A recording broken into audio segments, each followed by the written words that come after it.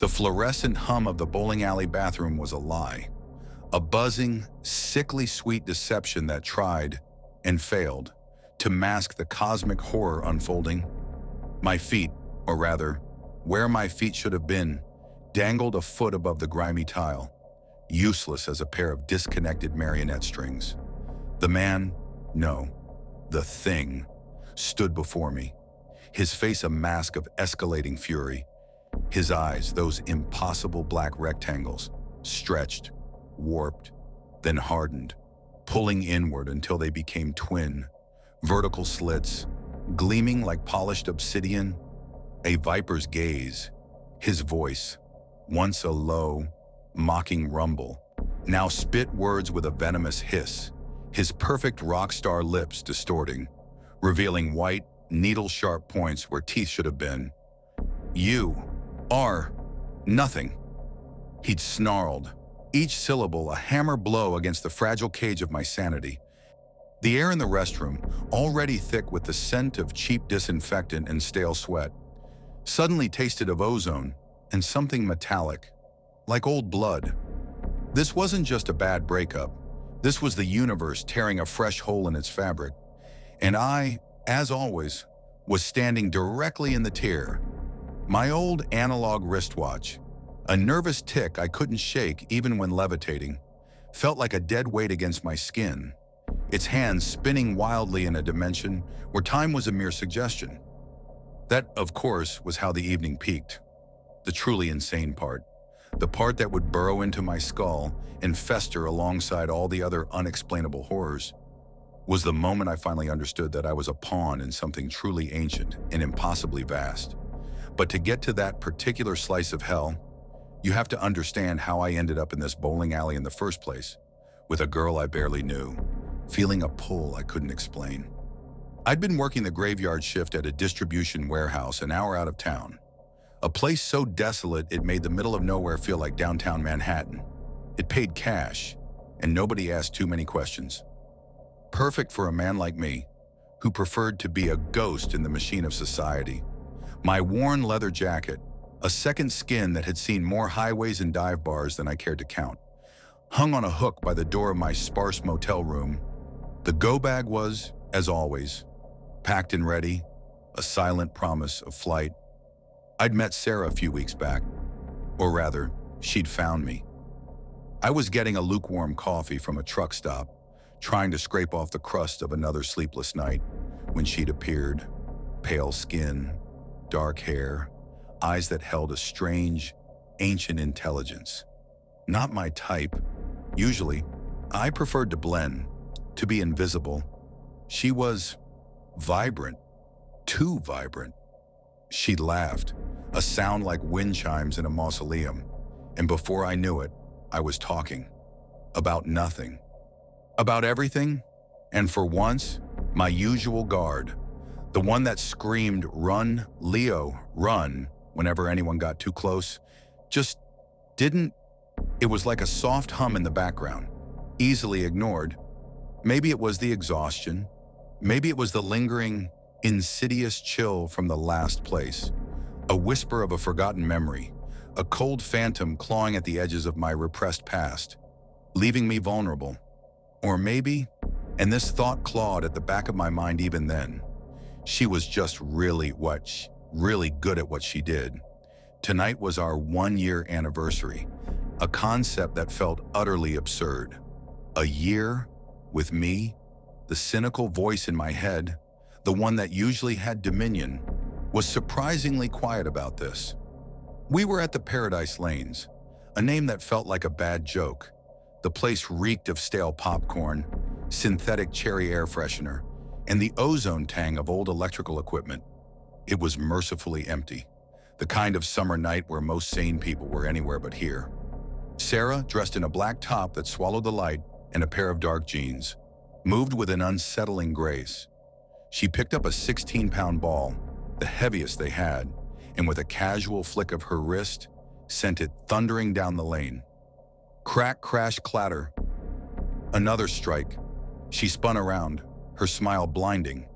Innocent, almost childlike. Too innocent. My internal monologue, ever the critic, noted the impossible ease, the subtle flicker in her eyes, a kind of predatory amusement that was gone before I could truly register it. My hand went to my wrist, my thumb tracing the cold metal of the watch face. Just a nervous tick. Leo, nothing more. "I'll be back, babe." That Dr. Pepper went right through me. My voice was flat, even to my own ears. I didn't use endearments often. It felt unnatural, like trying on a costume that didn't quite fit. "Okay," she chirped, and I watched her saunter toward the concession counter, a tiny dark silhouette against the garish glow of the arcade games.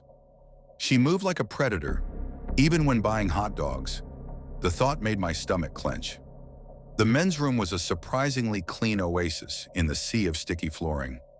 Not Buc-ee's clean, nothing was, but certainly not the usual biohazard I associated with public facilities.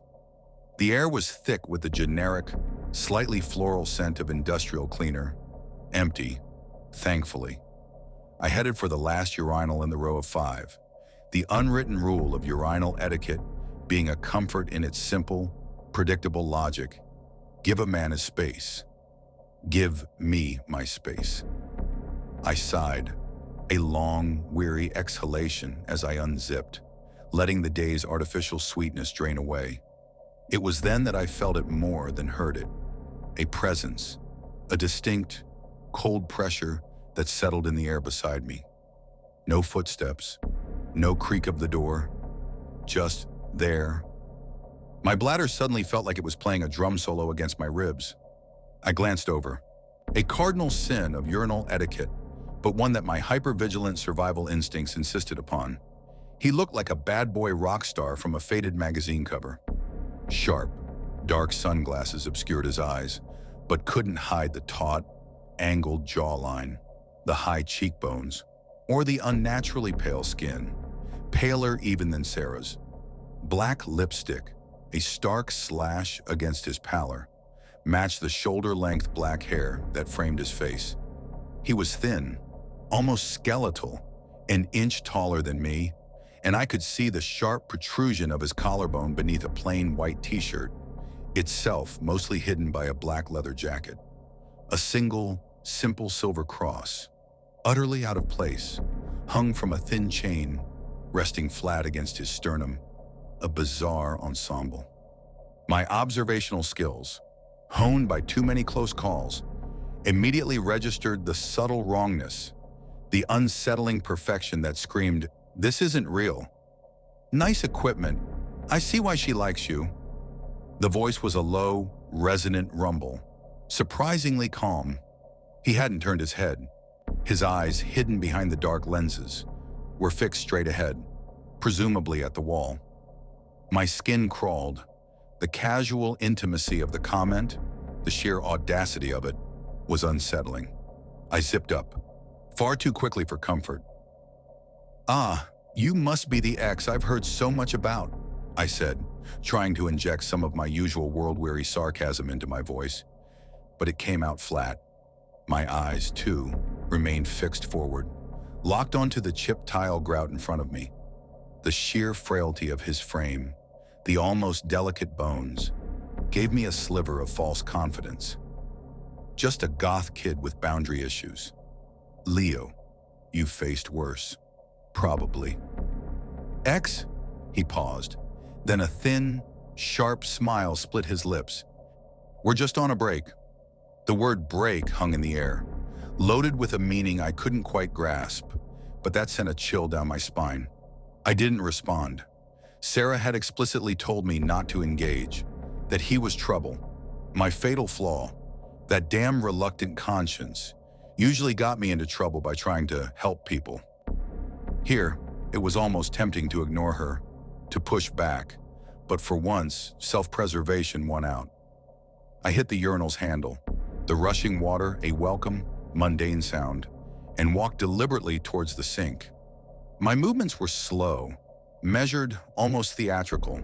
I knew, with a perverse satisfaction, that this calm, indifferent display would annoy him far more than any verbal jab, and a small, twisted part of me relished that. I washed my hand slowly, methodically, scrubbing even the back of my knuckles, watching him in the periphery. As I turned the faucet off and straightened up, my eyes met his in the mirror. His face was directly over my shoulder, too close. His glasses twitched, almost imperceptibly, before settling back into place. His nose flared. He was irritated. Good. A blatant smirk, a flicker of my own cynical defiance, touched my lips in the reflection. I grabbed a handful of paper towels, crumpled them. As I turned, wiping my hands, I saw his gaze drop briefly to my hands, then to my face. A mirroring smile, sharp and knowing, bloomed on his lips. "You're cocky. I dig that," he said, his voice still a low purr. "So does Sarah." I couldn't help myself. The words were out before I could censor them. A stupid, juvenile taunt. My reluctant conscience clearly had a day off, replaced by the part of me that just wanted to poke the bear. His head tilted, a slow, deliberate movement to the left. A loud, sickening crack echoed through the quiet restroom as his neck vertebrae realigned.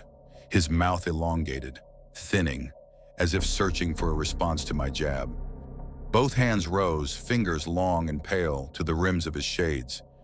He was taking them off. This was it. "Kid," he began, his voice dropping, taking on a new, dangerous edge. "Me and her go back a long way, much longer than you think. You're not going to be with her long. You are simply a phase, something she does for fun, to feel normal. But make no mistake." His face slid forward, uncomfortably close to mine, until his nose was centimeters from my own. I could feel the faint, unnatural chill radiating from his skin. The air around us seemed to thicken, to hum with an unseen energy. His irises, I saw now, were not merely hidden by the dark lenses.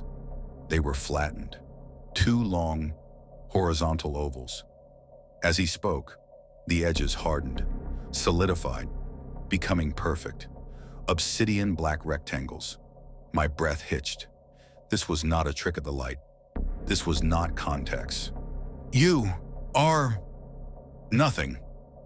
He spoke the words with sharp, deliberate rhythm, each one a separate, precise pronouncement. My mind, scrambling for a defense, for a familiar footing in a rapidly dissolving reality, latched onto the most mundane thing I could think of. "Nice contacts, weirdo," I quipped, though my voice was tighter than I intended. "No wonder Sarah dumped your weird ass." It was a mistake, a big one. I turned my back, heading for the door, my heart hammering against my ribs, convinced I'd pushed him too far. A long-fingered palm, impossibly cold, struck my chest, flat and firm, stopping me mid-stride. I looked up, open alarm now painting my face, as he stood directly in front of me again, blocking my exit. He was smiling, the same thin, cruel smile. I glanced over my shoulder, a frantic, desperate check, praying for a trick of perspective, a twin, anything. No one. The restroom was still empty save for us. My head slowly, mechanically, turned back to him. "She'll be pissed at you if we fight," I stammered, the words suddenly tasting like ash. My bravado had evaporated like mist in a summer sun. "Fight?" he sputtered, a high-pitched, almost disbelieving sound, like someone trying to mimic human emotion. "Kid, I like you, but you really overestimate yourself." Then, my world shifted. My body floated, not like falling, but like being gently, irresistibly lifted. His palm remained flat against my chest, a cold anchor. All my limbs froze, useless. I could turn my head. I could see. I could even speak. But no sound came out. A distinct, undeniable dread, thick and cloying, filled every inch of me, settling deep in my bones. He noticed it. His smile widened. "See, kid," he said, his voice now lower, almost a whisper, as he finally pulled his hand back. but I continued to levitate, tethered to some invisible force, bobbing gently in the stale air. We go back a long time. We are bound by blood. She called me. We are destined to be together. Always.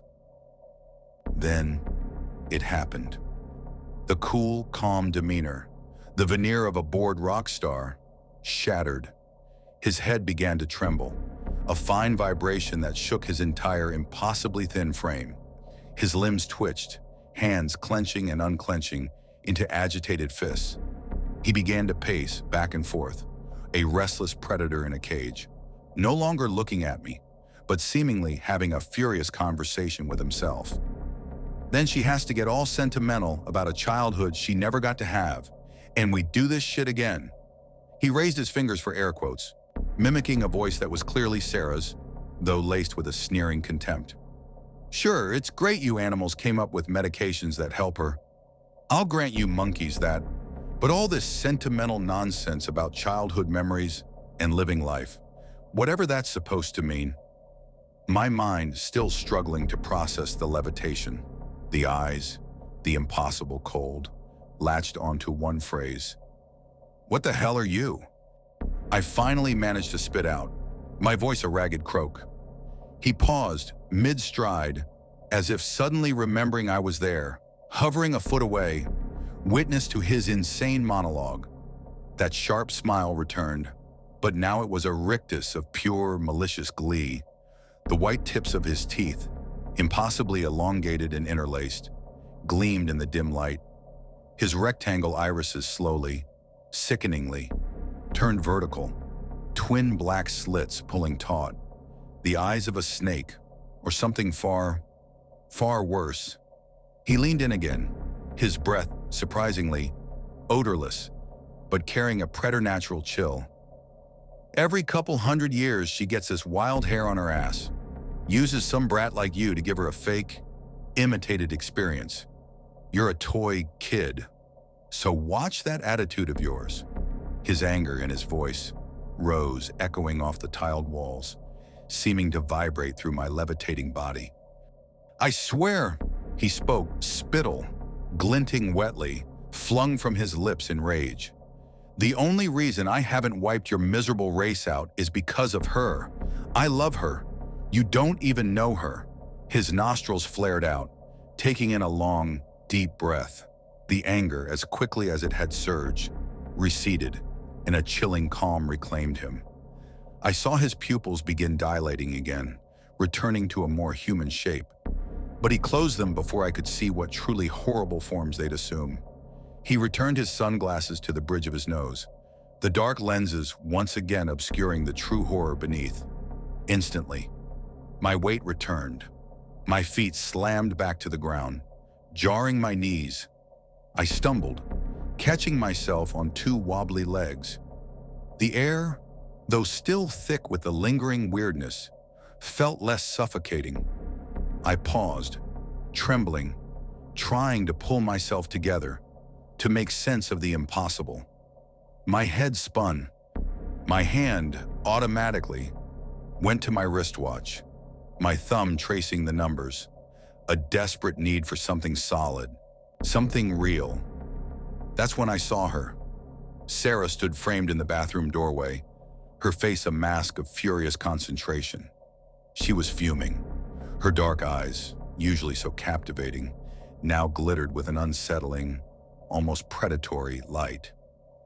"AC!" she screamed, her voice cutting through the lingering tension like a whip. "I told you to leave him alone. We were just having a chat, babe," he purred, his voice back to its initial, unsettling calm. "I'm not your babe," she snapped, the words resonating with a power I hadn't heard from her before. The force of her voice made the fluorescent lights flicker. The rest of their argument became a distant hum to me, muffled, as if I was submerged underwater. My mind felt disconnected, floating somewhere above the grotesque spectacle. Mysteries and horrors of the universe unveiled in a dingy bowling alley bathroom. I felt like an alien observer, a tourist in a world I did not belong, privy to a conversation between beings far beyond my comprehension. He looked over his shoulder at me, a fleeting frown creasing his brow, his eyes still masked by the darkened lenses.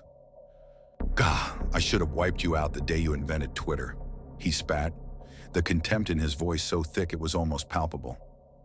"Just go away," Sarah spoke, arms crossed over her chest, her stance defiant, regal. "Not how you felt during Convocatio," he said, his voice now tinged with what sounded like genuine hurt, a flicker of something almost human in his tone. "The opposite, in fact."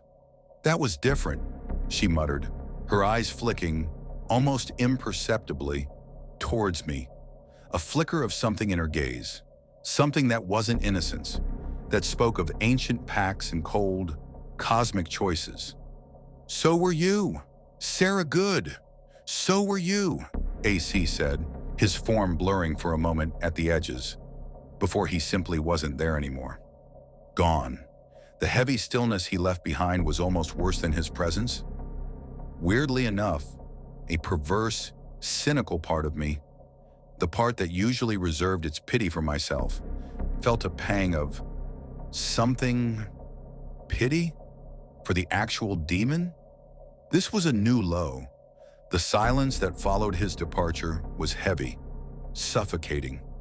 Sarah stood there, staring at the empty doorway, her anger slowly leaching away, replaced by an unsettling blankness. My hands were still trembling. The smell of ozone still lingered. I need some time to process what happened," I managed to stammer, my voice thin and reedy. There was too much I didn't understand, too much that didn't fit. The one-year anniversary now felt like a sick joke. When I asked her about it, about him, about her, she just shook her head. Her face, usually so expressive, was a closed book. "I don't want to talk about it," she said, her voice flat, devoid of the charming lilt I'd somehow been suckered by. It hit me then, a cold, hard truth. I didn't know her at all. And worse, the strange, inexplicable pull I'd felt towards her, the one that had quieted my usual alarms, had vanished, replaced by a deep-seated revulsion. The whole thing felt off, like she was a disguise, and the person beneath had just peeled back the edges for a moment. My reluctant conscience, the one that usually made me stick around, was screaming at me to run faster and further than I ever had before. I spent the next few hours in my motel room, the heavy mag light from my go bag clutched in my hand, staring at the worn leather jacket hanging on the door. Every shadow seemed to writhe. Every creak of the old building sent a jolt of fear through me. My mind replayed the scene in the bathroom, over and over. The eyes, the levitation, the casual way they spoke of centuries.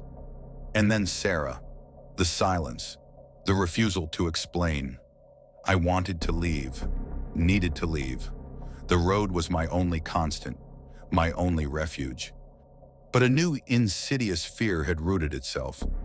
What if he found me if I kept seeing her? More terrifying, what if he found me if I didn't?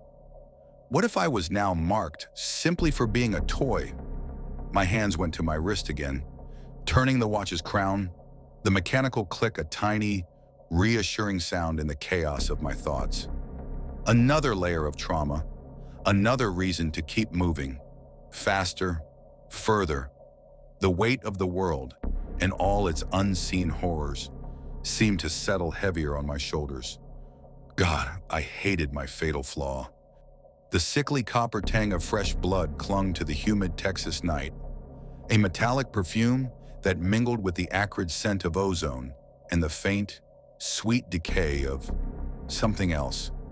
My gaze locked on the two detached limbs splayed on the dewy lawn. Felt like it was tearing at my own retinas. They lay there, impossibly long, pale as bleached bone under the harsh glare of the police floodlights. Their hands curled into grotesque, silent questions. A young officer, her face a mask of carefully constructed professionalism, knelt beside them, her gloved fingers gingerly tracing the ragged, impossibly neat cuts at what should have been the elbows. From the porch behind me, I could hear a muffled sob, quickly stifled. Alicia. The night had only just begun its slow, agonizing crawl into the dawn, and already the world had revealed another facet of its bottomless, predatory indifference. It had started, as it always did, with the mundane. 2 months before the arms, before the police tape and the news vans, my life had settled into a rhythm I almost dared to call normal. Just me, Leo Vance, a single father in a quiet Texas suburb, navigating the treacherous waters of bedtime stories, forgotten homework, and the peculiar chaos of raising 2 kids. Alicia, 8, all sharp wit and burgeoning cynicism that frankly made me proud. And Jay, 4, a tornado of boundless energy and, unfortunately, a magnet for nightmares. Their mother had made her grand exit 2 years prior, a masterclass in vanishing acts, leaving behind a void that I'd filled with lukewarm coffee and an endless rotation of night shifts, ensuring I was always there for the mornings. We lived in a 2-bedroom house that smelled faintly of old wood and kid-sized anxieties. A place I'd hoped would be a sanctuary, a temporary one, of course. Nothing was ever permanent for me. It never could be. The first tremor in this fragile piece came not from a tremor at all, but from a persistent, insistent poke to my cheek one moonless night. Jay. He was a small, shaking bundle of terror, his tiny body racked with sobs. My internal alarms, usually set to catastrophic, merely registered minor distress. Jay was prone to these midnight visitations from phantom monsters. "Bad dream, kiddo?"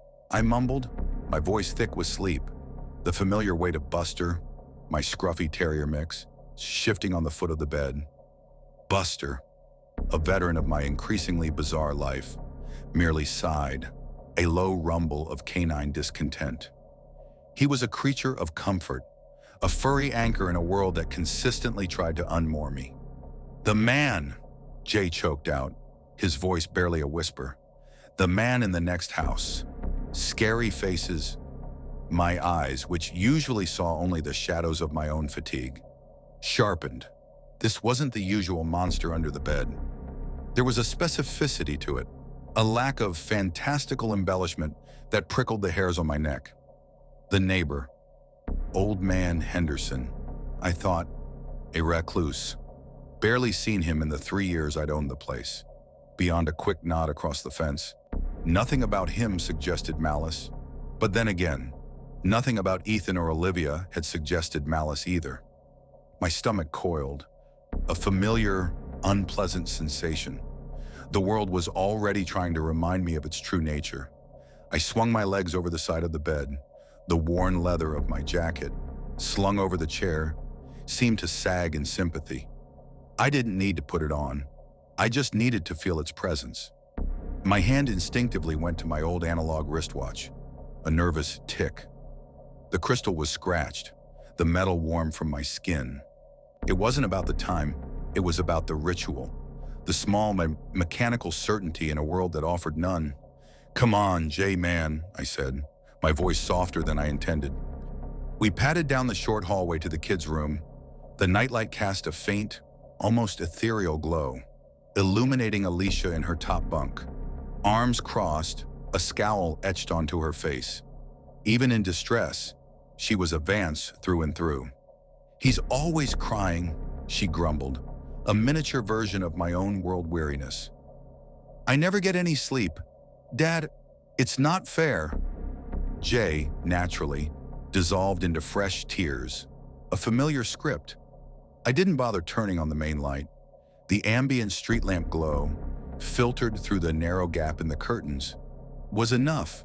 I approached the window. Their room shared a wall with Old Man Henderson's place, and 2 windows on his side were visible from here. The one closest to the street, I knew, was his kitchen. The other, further back, always had its curtains drawn tight. "Alicia," I whispered, "did you see anything?" She shook her head, still glaring at her brother. "Nope, just Jay being a crybaby." It was enough to make Jay burble anew. I sighed, the sound a ragged breath in the quiet room.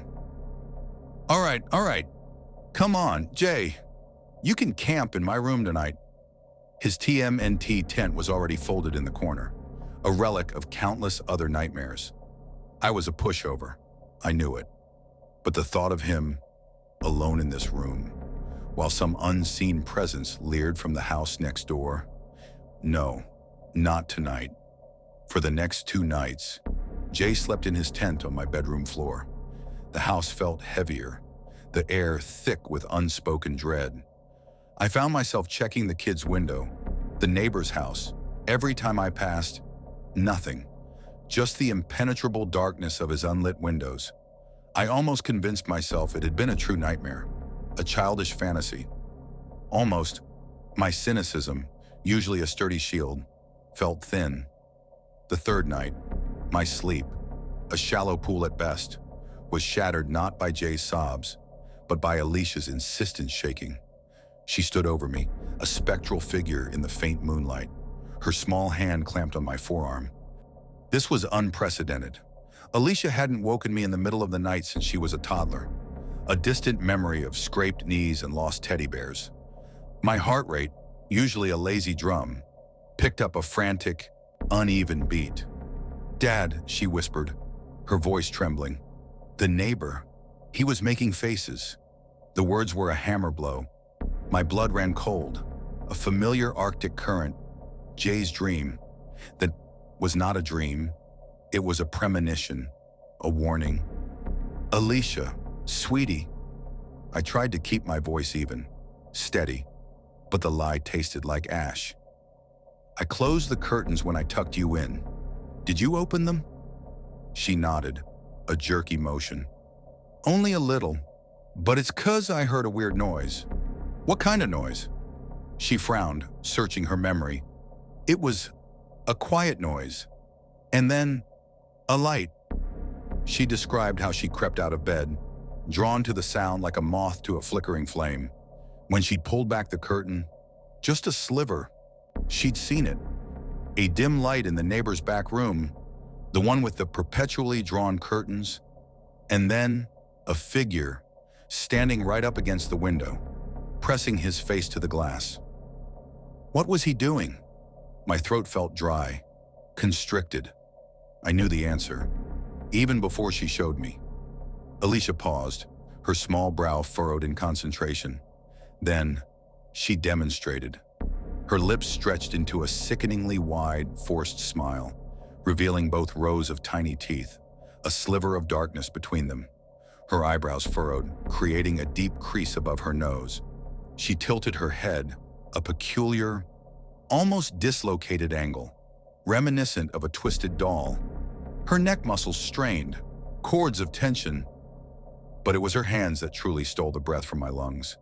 She extended her left arm, forearm up, rigid. Then, with her right hand clenched into a fist, she moved it back and forth rapidly over her forearm, a frantic, almost desperate motion. "Playing the violin," she mumbled, her eyes wide, unblinking. The world tilted. The air in the room seemed to congeal, thick and heavy with unspoken horror. That grotesque pantomime of self-harm, enacted for my 8-year-old daughter. The sheer, audacious depravity of it. It wasn't just disturbing, it was an act of pure, distilled, malicious intent. My gut churned. This wasn't a deranged neighbor. This felt different. The kind of wrongness that had a deeper root, like the silence that had followed me down that snow-choked mountain pass, or the chilling perfection of Olivia's smile before she tried to add me to her collection. It was the same unsettling wrongness I'd felt when Ethan had offered me that glass of water, his eyes too bright, too empty. "Stop," I said, my voice a harsh whisper. "Alicia, stop. Don't ever do that again. Don't make that face. Don't make that gesture." The words felt inadequate, a futile attempt to erase the memory of what I'd just seen from my child's innocent mind. I pulled her into a hug, feeling her small, shaking body against mine. My reluctant conscience, that cursed internal mechanism I usually tried to bury under layers of sarcasm and self-preservation, flared to life. This wasn't just a weirdo, this was a threat. To my kids, we talked for a few more minutes. She insisted she hadn't seen any other gestures. The beckoning motion Jay had described, the come here movement, she hadn't witnessed. That was a small mercy, I supposed, a thin sliver of light in a rapidly darkening tunnel. I brought Alicia to my room, tucking her into Jay's tent, a decision I made without a second thought. My protective instincts, so often dormant, had been violently jolted awake. I checked their window again, peered out into the impenetrable darkness of Old Man Henderson's house. Nothing, just the silent, oppressive blackness, the kind of silence that precedes a scream. The next morning, after dropping the kids at school, a grim resolve settled over me. This wasn't something I could ignore, not if it involved my children. It wasn't against the law to be a creepy neighbor, but this was beyond creepy. This was predatory. I parked my beat-up truck in my driveway, the engine ticking as it cooled, and walked with purpose to Henderson's front door. His sedan was parked there, a dull, unremarkable gray, suggesting he was home. I knocked, and then I knocked again, harder this time. The porch light, still on in the morning sun, seemed to mock me. 5 minutes I stood there, my fist bruising against the solid wood, the silence of the street pressing in on me. No answer. Just as I turned to leave, a flash of movement in the front window, a glimpse, a pale face, startled eyes framed by drawn curtains, before it ducked, quick as a lizard. The coward. My blood boiled. "Hey!" I roared, my voice raw, echoing down the quiet street. "Stop messing with my kids, you hear me? Leave them alone!"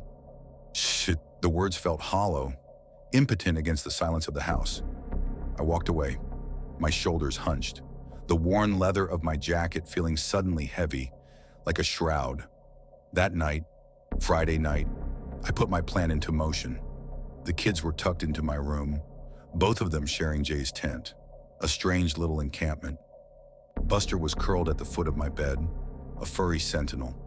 I made sure every window was locked, every curtain drawn tight, every door bolted. Then, I retreated to the kids' room, my vantage point. I sat on the floor, beneath their window, my back against the wall, phone in hand. Midnight Mass was playing on low volume, the subtitles flickering on the screen, a mundane distraction against the growing dread. I didn't want headphones. I needed to hear everything. Every creak, every sigh of the settling house, every whisper of the wind outside. The wait was agonizing. Hours bled into one another, marked only by the slow, inexorable march of my wristwatch's second hand. My gaze kept drifting to the window, to the narrow gap in the curtains, a sliver of blackness that felt like an abyss. Around midnight, the first sound cut through the oppressive silence, a low, repeated clicking. Chick-chick, chick-chick. It was like the sound you make to call a horse, a soft, intimate sound, but distorted, made sinister by its context, undeniably human. It resonated through the thin walls, vibrating in my chest. My breath hitched. This was it. A few minutes later, the clicking ceased, replaced by a strange, whistling sound. It wasn't a whistle, not really. More like air being sucked through clenched teeth. A wet, sibilant hiss, crisp, too crisp, as if the window across the way was open. The thought made a cold knot form in my stomach. 15 feet. That was all that separated us. 15 feet of dark, humid night. My pulse hammered a frantic rhythm against my ribs. This was my chance to confirm, to see what unspeakable thing had been plaguing my children. My hand went to my watch, tracing the cold glass, a futile attempt to ground myself. Then, I pushed off the wall, my legs stiff, and in one fluid motion, I reached for the curtain, pulled it back. He was there. A dim light glowed behind him, casting his form in a sickly yellow hue. And the face. Alicia's recreation had been disturbingly accurate, But seeing it on an adult, a fully grown man, was a different order of horror entirely. The stretched smile, the furrowed brow, the head cocked at that unnatural angle. It was a mask of pure, unadulterated madness. His window was indeed open, a black rectangle in the dim light, and his arms were extended, thrust out into the night air. They were thrashing, swiping against each other with a violent, rhythmic motion, a sickening mimicry of self-mutilation. My blood roared in my ears. The air was sucked from my lungs. For a suspended moment, he didn't see me. He continued his grotesque pantomime, his eyes fixed on the empty space where my children's bed should have been. Then, his gaze flickered, shifted, and he saw me, a grown man, standing sentinel in the dark.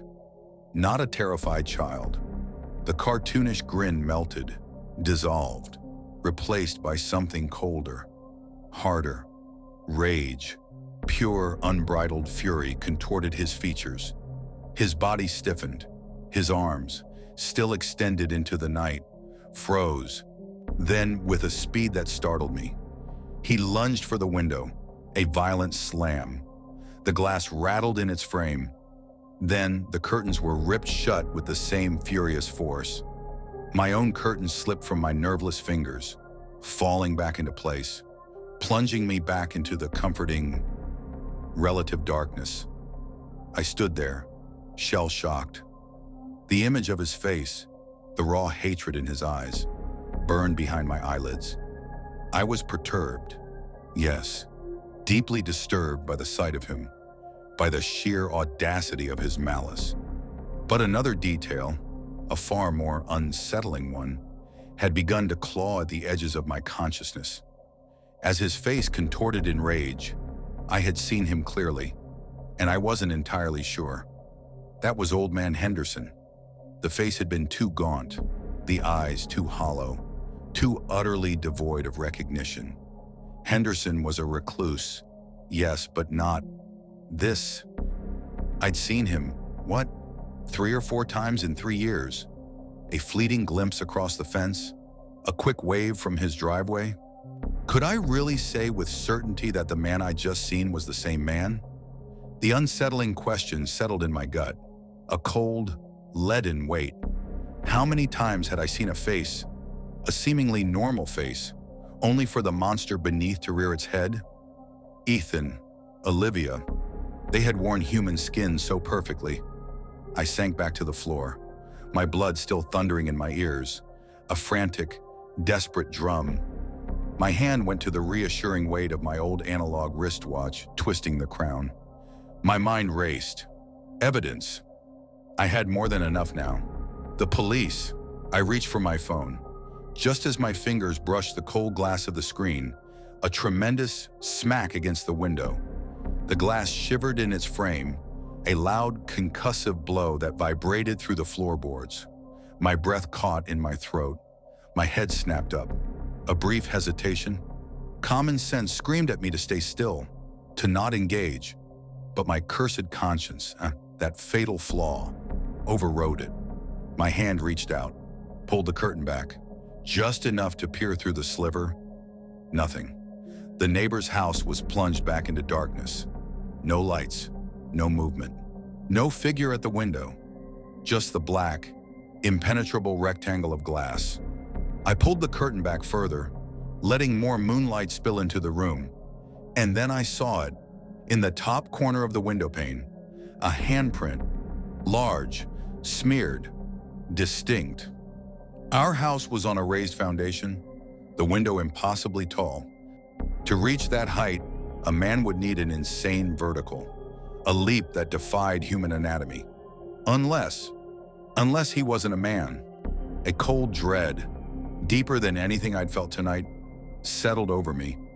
This wasn't just a psycho neighbor.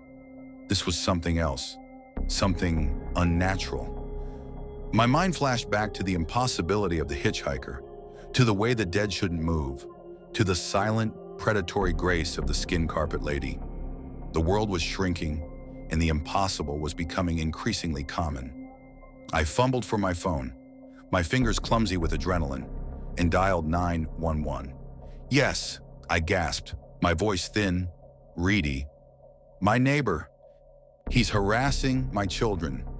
And now he's outside my window." I kept my voice low, just above a whisper, even as I spoke to the dispatcher. As I explained, I moved, quickly, silently. My feet pounded softly on the carpeted floor as I circled the house, checking every window, every door. A quick, frantic patrol, looking for a shadow, a movement, anything that would give away its presence. Nothing. The house was an island of quiet, our only company the frantic thumping of my own heart. My last stop was my bedroom. I slipped inside, closing the door softly behind me, locking it with a decisive click. The dispatcher was still on the line, her voice a calm, practiced drone. "Sir, can you confirm your address?"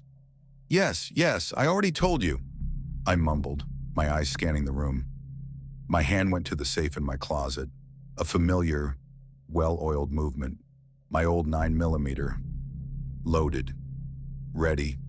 I pulled it out, the cold steel a heavy, comforting weight in my palm. My heart hammered against my ribs, threatening to burst free. "Stay calm, Leo, stay calm." And then I saw her, Alicia. Her small face was peering out from the opening of Jay's tent, her eyes wide, unblinking. She hadn't been asleep. She'd heard everything. I lowered the gun, just slightly, keeping it aimed at the door. "We're okay, sweetie," I whispered, my voice rough. "Just be very, very quiet." Her eyes were fixed on the gun, on me. I saw the fear, the confusion, and the nascent understanding. I sat on the edge of my bed, the gun steady in my hand, my ears straining against the heavy silence of the room. The kids' tent was a small, green hummock in the corner. To the left, directly across from where I sat, was the window. My gaze was fixed on it, on the thin, white curtains that obscured whatever lay beyond. The night was cloudless, the moon a brilliant, almost cruel disk in the inky sky.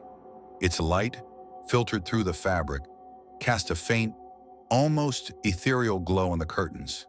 And then, a shadow, nebulous at first, a shifting, indistinct blot against the white. It moved, closer, it filled the space, becoming more defined, a silhouette. It knew exactly where we were. It stood there, motionless, for what felt like an eternity, a dark, silent sentinel. My hand tightened around the grip of the gun, my knuckles white, my eyes burned, fixed on the impossible shape. I was thankful, profoundly, sickeningly thankful, that Alicia, from her angle inside the tent, couldn't see it, couldn't see this. Then it moved, took a step back from the glass, and raised its arms, a Y shape. The silhouette stretched, elongated, but its arms, they were wrong, impossibly long, double the length they should have been. Each arm, it seemed, was the same length as its entire body. My mind, desperate for a rational explanation, screamed pipes. 2 pipes held in its hands.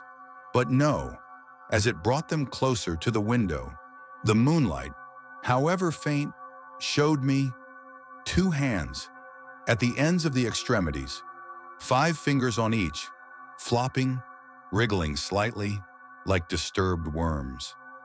My finger moved to the trigger guard. This wasn't human. This wasn't Old Man Henderson. This was something else, something that shouldn't exist. Thud. A dull, wet impact against the glass. Thud. Louder this time. A bone-jarring vibration. Thud. The sound of shattering glass was imminent. I stood, bringing the gun up, steadying my aim. Just then, the shrill, blessed wail of sirens ripped through the quiet night, distant at first, then growing louder, closer, a cacophony of hope and professional intervention. The thing at the window paused. Its head, a dark, featureless oval, seemed to tilt, one last, resounding bang against the glass, a final act of defiance. And then, it was as if someone had taken an invisible blade and sliced through its arms at the elbows. The forearms, impossibly long, impossibly real, seemed to shear right off. They separated from the main body, falling like grotesque, dead weights. And the thing, the monstrous silhouette, spun on its heel and sprinted into the darkness before the severed limbs had even hit the dewy ground. A beat of stunned silence. Then, a voice amplified by a megaphone cut through the night. "Police, open up! We're responding to a 911 call!" I holstered the gun, my hands shaking so violently I almost dropped it. I walked to the front door, the click of the lock echoing in the sudden quiet of the house. 2 officers, a man and a woman, stood on my porch, their faces grim, professional, I explained, my words tumbling out in a rush, disjointed, probably sounding like the ramblings of a madman. They asked questions, their eyes impassive, taking notes, necessary, I supposed, for probable cause. "Stay inside, sir," the female officer instructed, her voice flat. "Keep the doors locked. We'll investigate." I watched them from the kids' room window. They walked to Henderson's front door, knocked, no answer. The male officer tried the handle. It turned. The door swung inward with a soft creak, revealing a maw of impenetrable darkness. They exchanged a glance, then entered, their flashlights cutting twin beams through the gloom. I waited. The minutes stretched, interminable, laced with the metallic taste of fear. What would they find? The answer came sooner than I expected. They emerged, moments later, their faces stripped of their professional composure, the grim set of their jaws, the wide, disbelieving eyes. They hadn't found what they expected. I walked outside, drawn by a morbid curiosity, the desperate need for answers. What did you find?" I asked, my voice barely a whisper. The female officer, her gaze fixed on something beyond me, answered, her voice tight, strained. "Your neighbor. He's dead." The rest of the night was a blur. Uniformed strangers moving with purpose. A ballet of grim efficiency. Forensics vans. Flashing lights painting the quiet street in hues of red and blue. Each person who approached me on my porch asked questions, but no one offered answers. Their faces were shuttered, their words clipped. I wandered to the side of the house, drawn by the cluster of figures, the harsh glare of flashlights, and that's where I saw them. 2 human arms, lying on the dewy grass outside my bedroom window. The sight was even more horrific up close. The cuts, so precise, the impossible length, and then I knew. The thing that had been at my window, the thing that had mimicked my neighbor, had dropped its trophies. The real old man Henderson was gone. The thing that had occupied his house, his space, his life, was not human. It was an imposter. We've been staying at my parents' apartment for months now. The air is thick with unspoken anxieties. The space too small for a family of 3 plus a dog. Jay complains about the cramped quarters. Alicia is withdrawn, haunted by the images seared into her young mind. I try to sell the house, but the story somehow, inevitably, went viral. It's impossible to shake. Dismemberment, days of torture, victim barely recognizable as human. Words that cling to the property like a stain, a permanent, grim monument to the unspeakable. Who wants to buy a house, even a good house, in a quiet neighborhood, when it comes with a built-in history of an imposter, a monster that wears human skin, and the chilling certainty that the line between human and something else is thinner than any of us dare to admit? I am trapped, again, trapped by the consequences of things I never sought, by the horrors that continue to find me, no matter how far I run. The shriek tore through the pre-dawn darkness, a sound I'd never heard before, nor wanted to hear again. It was a guttural, Wet tearing, a strangled scream that curdled the blood, ending in a sound like 1,000 fingernails raking across bone. My breath hitched in my throat, a cold, metallic taste coating my tongue. I pressed my forehead against the cold glass of the window, the condensation from my panicked breathing frosting it over. And then I saw it. It shouldn't have been possible. No earthly creature could defy gravity with such effortless, terrible grace. The horse, that same goddamn shadow of a beast that had been stalking us all night, was there, just beyond the tree line, suspended. Its forelegs dangled uselessly, impossibly an inch or two above the damp earth, while the rest of its monstrous form, black as spilled ink, melted into the oppressive shadows of the jungle. Its eyes, those twin points of malevolent, burning light, were fixed on me. They weren't animal eyes. They were something ancient, something that had stared into the void and reflected it back. And in that moment, as the cabin's flimsy walls seemed to melt away, and the world outside became a stage for this impossible horror, I knew, with a certainty that chilled me to my very bones, that I was no longer just an observer. I was the next act. A few days earlier, the Dominican sun had beaten down with the relentless, indifferent fury of a vengeful god, baking the asphalt until it shimmered, blurring the edges of the palm trees that stood like weary sentinels along the coastal road. I gripped the worn leather of the steering wheel, knuckles white, the air conditioning in the borrowed sedan barely making a dent in the oppressive heat. Another pit stop in another forgotten corner of the world. Another attempt to outrun the shadow that clung to my heels like a loyal, horrific dog. This time, it was a half-baked notion of reconnecting with some ancient, distant family branch. The kind of sentimental nonsense I usually avoided like the plague. My so-called dad had orchestrated this, a man whose presence in my life was as fleeting and ill-defined as a wisp of smoke. He'd resurfaced with this grand idea of family bonding after decades of radio silence, insisting I visit his mother, my grandmother, in Santo Domingo. I'd gone along with it, against my better judgment, fueled by that stupid, cursed flicker of a conscience that sometimes got me into more trouble than any monster. It was a faint hope, I supposed, that maybe, just maybe, a change of scenery, a dip into something resembling normalcy, might somehow dislodge the barbed hooks that always seemed to keep me tethered to the abyss. A fool's errand, as always. My old analog wristwatch, the face scratched and worn from countless scrapes with oblivion, felt heavy against my wrist, a constant, tangible reminder of time marching on, carrying me closer to whatever fresh hell awaited.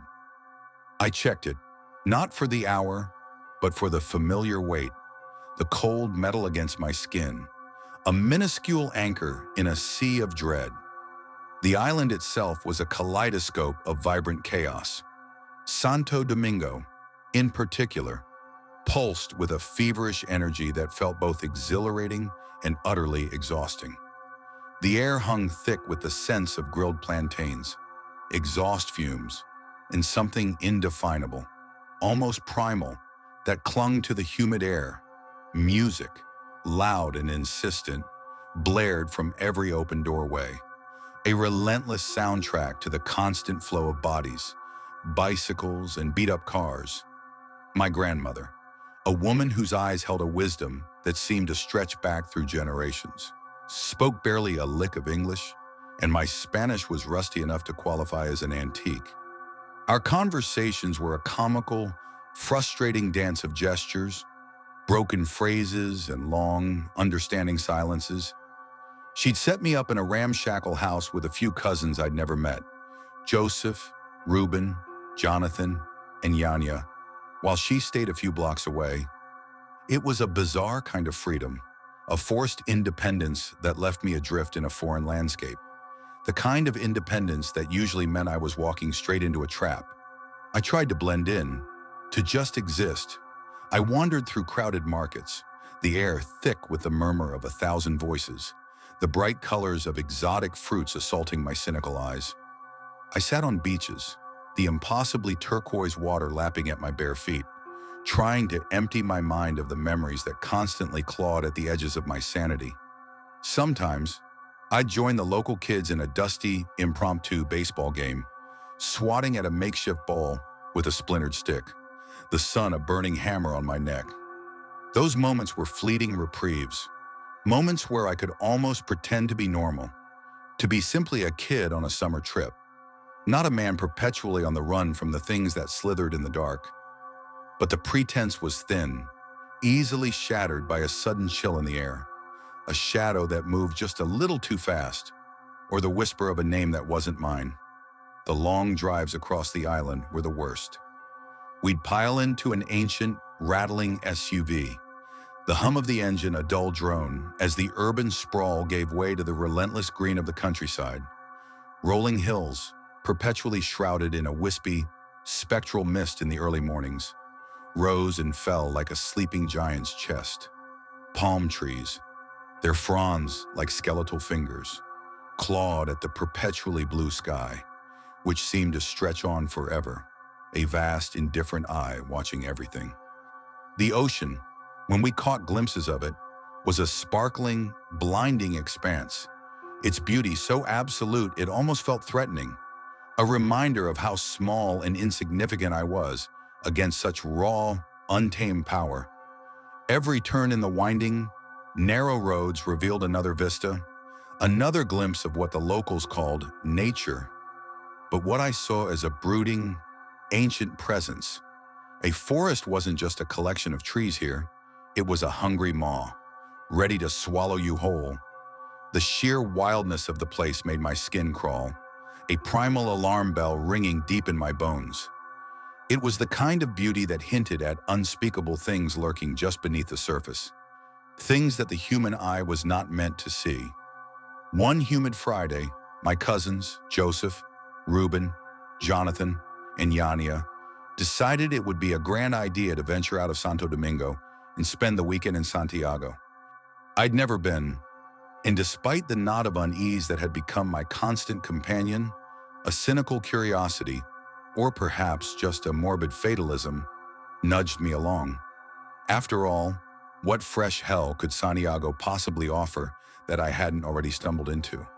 The drive was long, the air in the car thick with the cloying sweetness of stale air freshener and the nervous energy of 5 teenagers. As the cityscape receded into the rearview mirror, the highway narrowed, becoming a ribbon of cracked asphalt winding through an increasingly dense, almost suffocating, green. The forest here was different. Not just trees, but a wall of primeval growth, thick and unyielding, swallowing the light, pressing in on all sides. It felt like entering a different dimension, a realm where the rules of the civilized world had no sway, where things whispered from the impenetrable shadows, waiting. I traced the cracked face of my wristwatch, the seconds ticking by with an unnerving slowness. The silence outside the car, broken only by the occasional chirp of a cicada or the distant call of an unknown bird, felt less like peace and more like a held breath. We arrived well after dark. The cabin we'd rented was a single-story, rickety structure, its weathered wood almost glowing faintly in the dim beam of the SUV's headlights. It sat in a clearing carved roughly out of the suffocating embrace of the forest, utterly alone. No other lights glimmered in the distance. No hum of distant traffic. The nearest town, Joseph casually informed me, was maybe 4 or 5 miles away. 4 or 5 miles in this place felt like another continent. The isolation was absolute, a profound silence that made my ears ring, broken only by the distant, rhythmic chirping of unseen insects. It was the kind of quiet that wasn't peaceful, but expectant, the kind of quiet that settled over a predator before it struck. My jacket felt heavier than usual, a familiar, comforting weight against the sudden chill that had nothing to do with the temperature. That night, after a dinner of some local concoction that tasted suspiciously like fried cardboard, we huddled in the living room, the single lantern casting long, dancing shadows that stretched and distorted on the rough-hewn walls. The air was thick with the scent of damp earth and something vaguely metallic. Joseph, bless his naive heart, decided it was the perfect time to share local folklore. "You ever heard of the Gallipote, Leo?" he asked, his voice dropping to a conspiratorial whisper, his eyes wide with mock terror. I grunted, already knowing where this was going. Every place had its boogeyman, its local superstition, its convenient explanation for the unexplainable. I'd met more than my share of real boogeymen. The made-up ones rarely impressed me.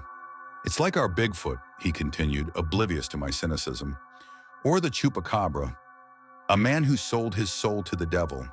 He can shapeshift, into any animal. They say he prowls the forests at night, his eyes glowing like embers, stalking travelers." He leaned forward, the lantern light glinting off his earnest face. "One man walking home late swore he saw it. First, it was just a donkey, standing in the path, silent. But as he got closer, its body, twisted, contorted, became something else. Eyes like fire, movements all wrong. He ran, said he heard hoofbeats chasing him right to his door. Then nothing. Vanished." I bit back a sarcastic retort. Great, another chatty local spirit. My mind, however, despite its general disdain for ghost stories, had already begun cataloging the details. Shape-shifting, glowing eyes, hoofbeats, donkeys or horses, drawn to isolated places. The subconscious part of my brain, the one that kept me alive, was already filing this under potential threats supernatural category. Wasn't belief, not yet, but a tactical assessment. If the Gallipote was real, how would it operate? What were its weaknesses?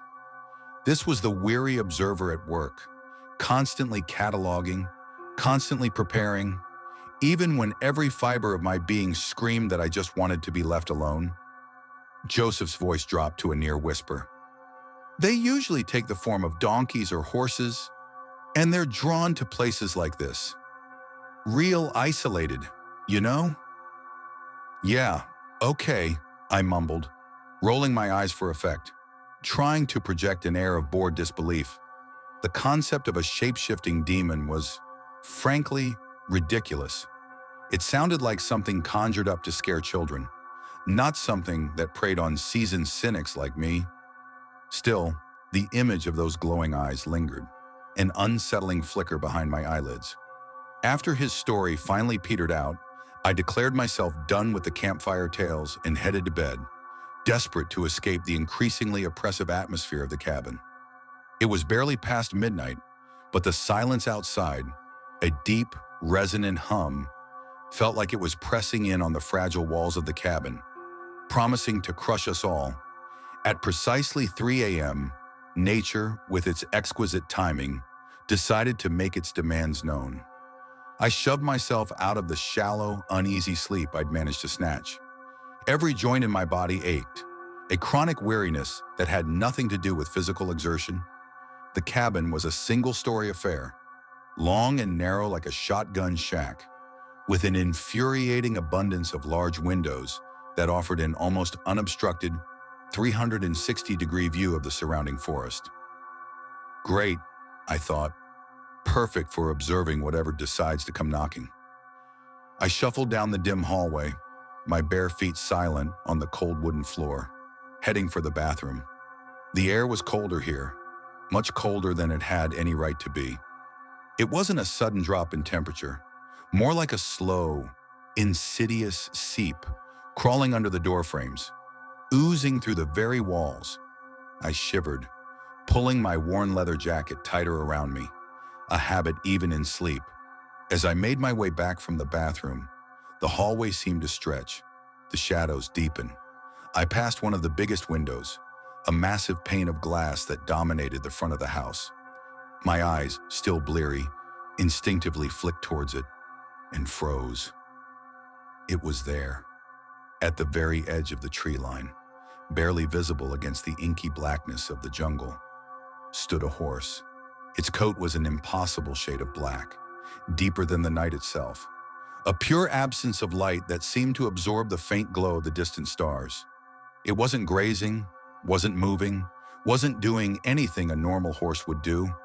It was unnervingly, impossibly still, and its eyes weren't the soft, liquid pools of an animal. They gleamed with a strange, malevolent intensity, 2 points of amber fire that bored into me with an unsettling, predatory focus. The air around it felt heavy, almost viscous, as if the very atmosphere itself was holding its breath, amplifying the terrifying silence. "What the hell?" I whispered, the words catching in my throat, a dry rasp. I squeezed my eyes shut, rubbing them roughly with the heels of my hands, a desperate, childish hope that it was just a trick of the light, a figment of my exhaustion. But when I opened them again, it was still there, still staring, still unnervingly still. My heart, a panicked drum against my ribs, lurched into a frantic gallop. A cold and a clammy sweat broke out on my forehead, stinging my eyes. Every nerve in my body screamed, a primal instinct to flee, to vanish. I didn't think. I reacted. I bolted back to my room, stumbling over my own feet in the desperate rush. The image of those glowing eyes burned into my retina. My breath came in short, shallow gasps, burning my lungs. I fumbled for the light switch, my hand trembling so violently I almost missed it. The harsh overhead light flooded the small room, doing little to dispel the lingering terror. Jonathan, sprawled on his cot, snored softly. "Jonathan!"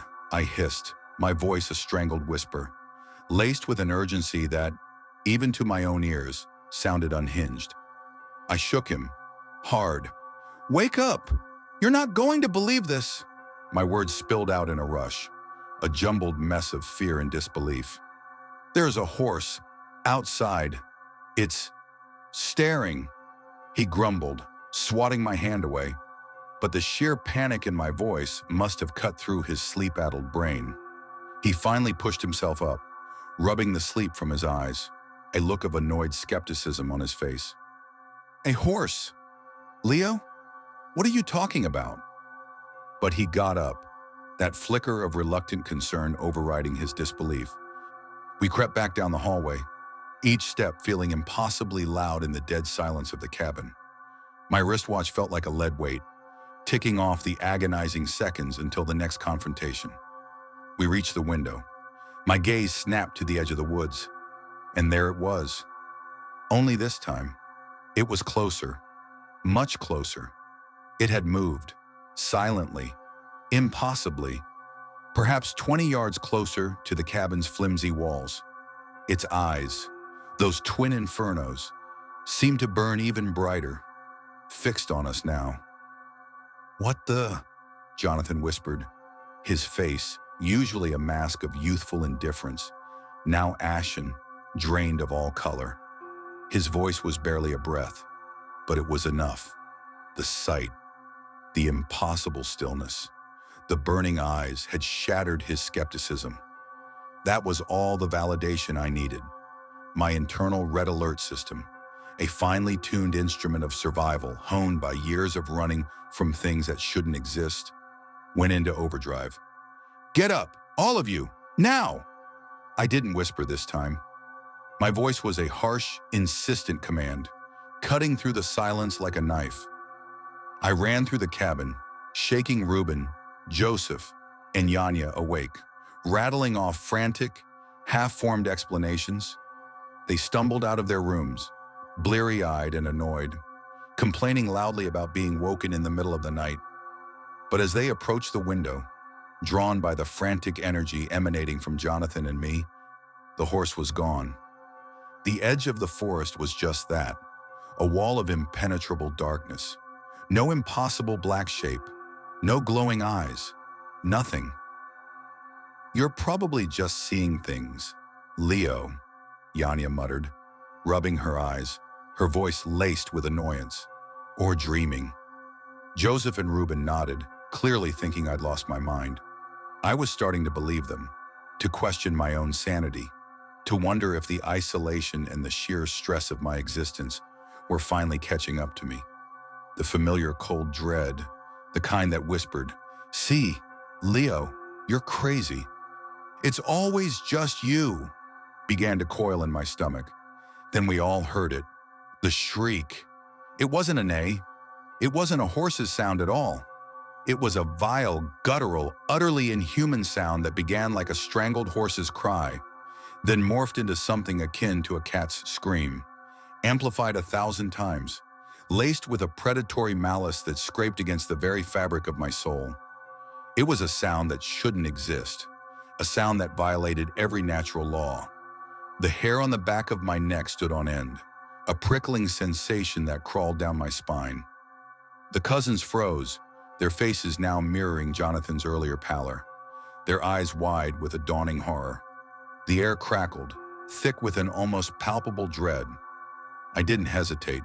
My feet, seemingly operating independently of my conscious thought, propelled me back to the largest window in my room, the one where I'd first seen the creature.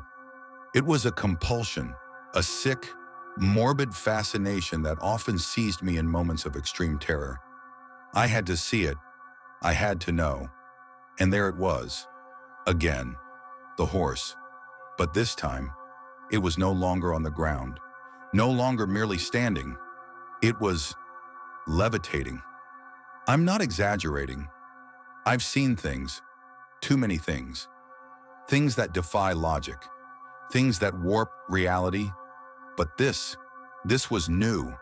The impossible black shape was suspended in the air, a few feet off the forest floor. I could only see its front legs, dangling like broken marionette strings, in part of its monstrous obsidian body. The rest was swallowed by the impenetrable darkness of the woods, as if the creature was emerging from a tear in reality itself. It didn't float, it hung there, impossibly still, an affront to every law of physics. Its eyes, those burning embers, seemed to pulsate with an inner light, fixed directly on me through the glass. My breath caught in my throat, a knot of pure terror tightening in my chest. The cabin suddenly felt impossibly small, impossibly fragile. My cousins crowded around me, a sudden huddle of terrified humanity, their wide eyes reflecting the monstrous spectacle outside. No one spoke. No one dared to breathe. The collective, horrified silence was deafening. Then, with an unnerving, almost graceful fluidity, the horse began to back away. Its movements were too smooth, too deliberate for an animal. It simply glided backward, its legs still dangling uselessly until it was fully absorbed by the pre-dawn shadows, vanishing as utterly as if it had never been there. The profound silence that followed was even more terrifying than the shriek, a confirmation that something unspeakable had just occurred. None of us slept that night, not a wink. We huddled together, whispering, or more often, just staring at the windows, listening to the insidious silence of the forest. I stayed by the largest window, my worn leather jacket pulled tight, the familiar weight of my wristwatch a cold comfort against my clammy skin. Every rustle of leaves, every distant chirp, every shifting shadow sent a fresh jolt of adrenaline through my exhausted body. My mind raced, trying to find a logical explanation, trying to dismiss it as a shared hallucination, a trick of the light, anything but the truth. But the memory of those glowing eyes, that impossibly suspended body, refused to be rationalized away. It was a new layer of horror, etched onto the already scarred landscape of my psyche. When the first slivers of harsh, unforgiving sunlight finally pierced through the canopy of trees, casting long, stark shadows across the clearing, we were already packing. We'd planned to stay the entire weekend, but the unspoken consensus was clear. Staying another minute was an act of suicidal folly. We mumbled some flimsy excuse about running out of supplies to my grandmother when we finally made it back to Santo Domingo. The lie a thin veil over the raw terror that still clung to us. None of us mentioned the horse. Some horrors are too profound, too fundamentally world-shattering to share. Years have passed since that impossible night in Santiago, but the memory, vivid and horrifying, clings to me like a second skin. It's not just the sight of the levitating beast, though that image is seared into my brain like a brand. It's the profound shift it triggered within me. Another chip in the fragile dam holding back the terrifying truth of the universe. Before that night, I dismissed folklore, local legends, as mere stories, quaint superstitions to entertain or scare children. But seeing that thing, that impossible thing, shattered that illusion. It tore away the comfortable veil of skepticism, revealing a glimpse of the vast, unknowable darkness that truly exists just beyond the edges of our perceived reality. The thought of how many other legends, how many other whispers of old wives' tales might hold such a terrifying kernel of truth sends a fresh wave of ice-cold dread through me. It's a weight that settles deeper into my bones with every new horror I stumble into. Another confirmation that I am somehow, inexplicably, a magnet for the macabre. Just my luck, right? The memory of that horse, its piercing, malevolent eyes and otherworldly presence, still haunts my waking hours and invades my restless sleep. It's a chilling reminder that the unknown isn't just out there. It's often much closer than we dare to imagine. Watching, waiting, sometimes even taking the form of the mundane before twisting it into something monstrous. I sometimes find myself sketching a new, nervous habit, trying to put the shapes of these things onto paper, as if giving them form might somehow lessen their power over me. But the horse, that nightmare of black and fire, refuses to be contained. I still visit the Dominican Republic occasionally, for some distant, lingering family obligation or just another transient job, a way to disappear and reappear without drawing too much attention. But Santiago? Hell no. You won't catch me within 100 miles of that godforsaken jungle. I'll stick to the bustling capital, where the chances of seeing a levitating horse are, by my own grim calculations, basically zero. Which, for me, probably means it's only a matter of time until something else equally impossible finds me. It always does. Total character count, 9948.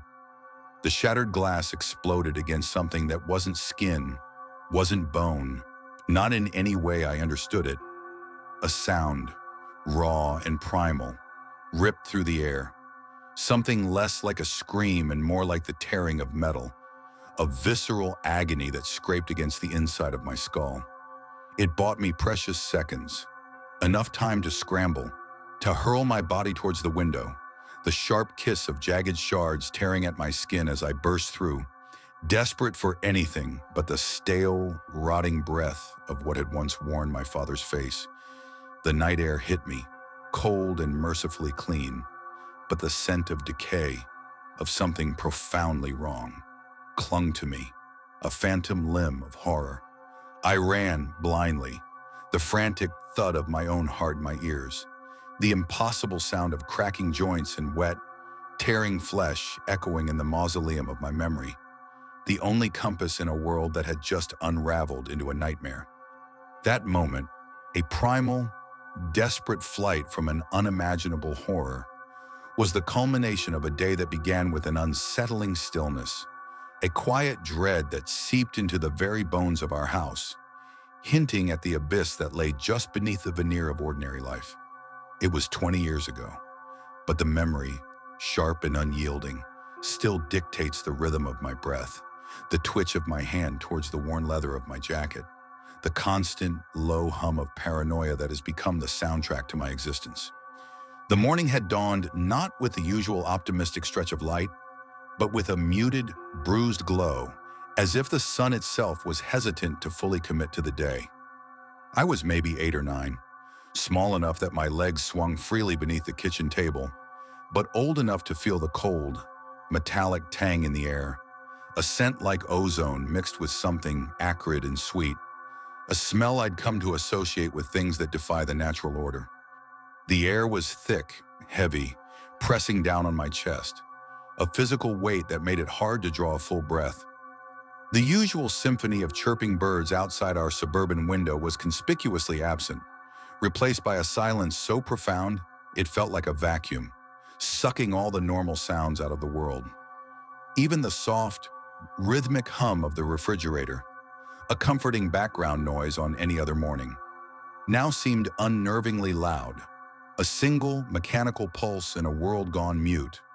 Every tick of the kitchen clock, typically ignored, grated on my nerves like fingernails on a chalkboard, each second stretching into an eternity, a slow, torturous countdown.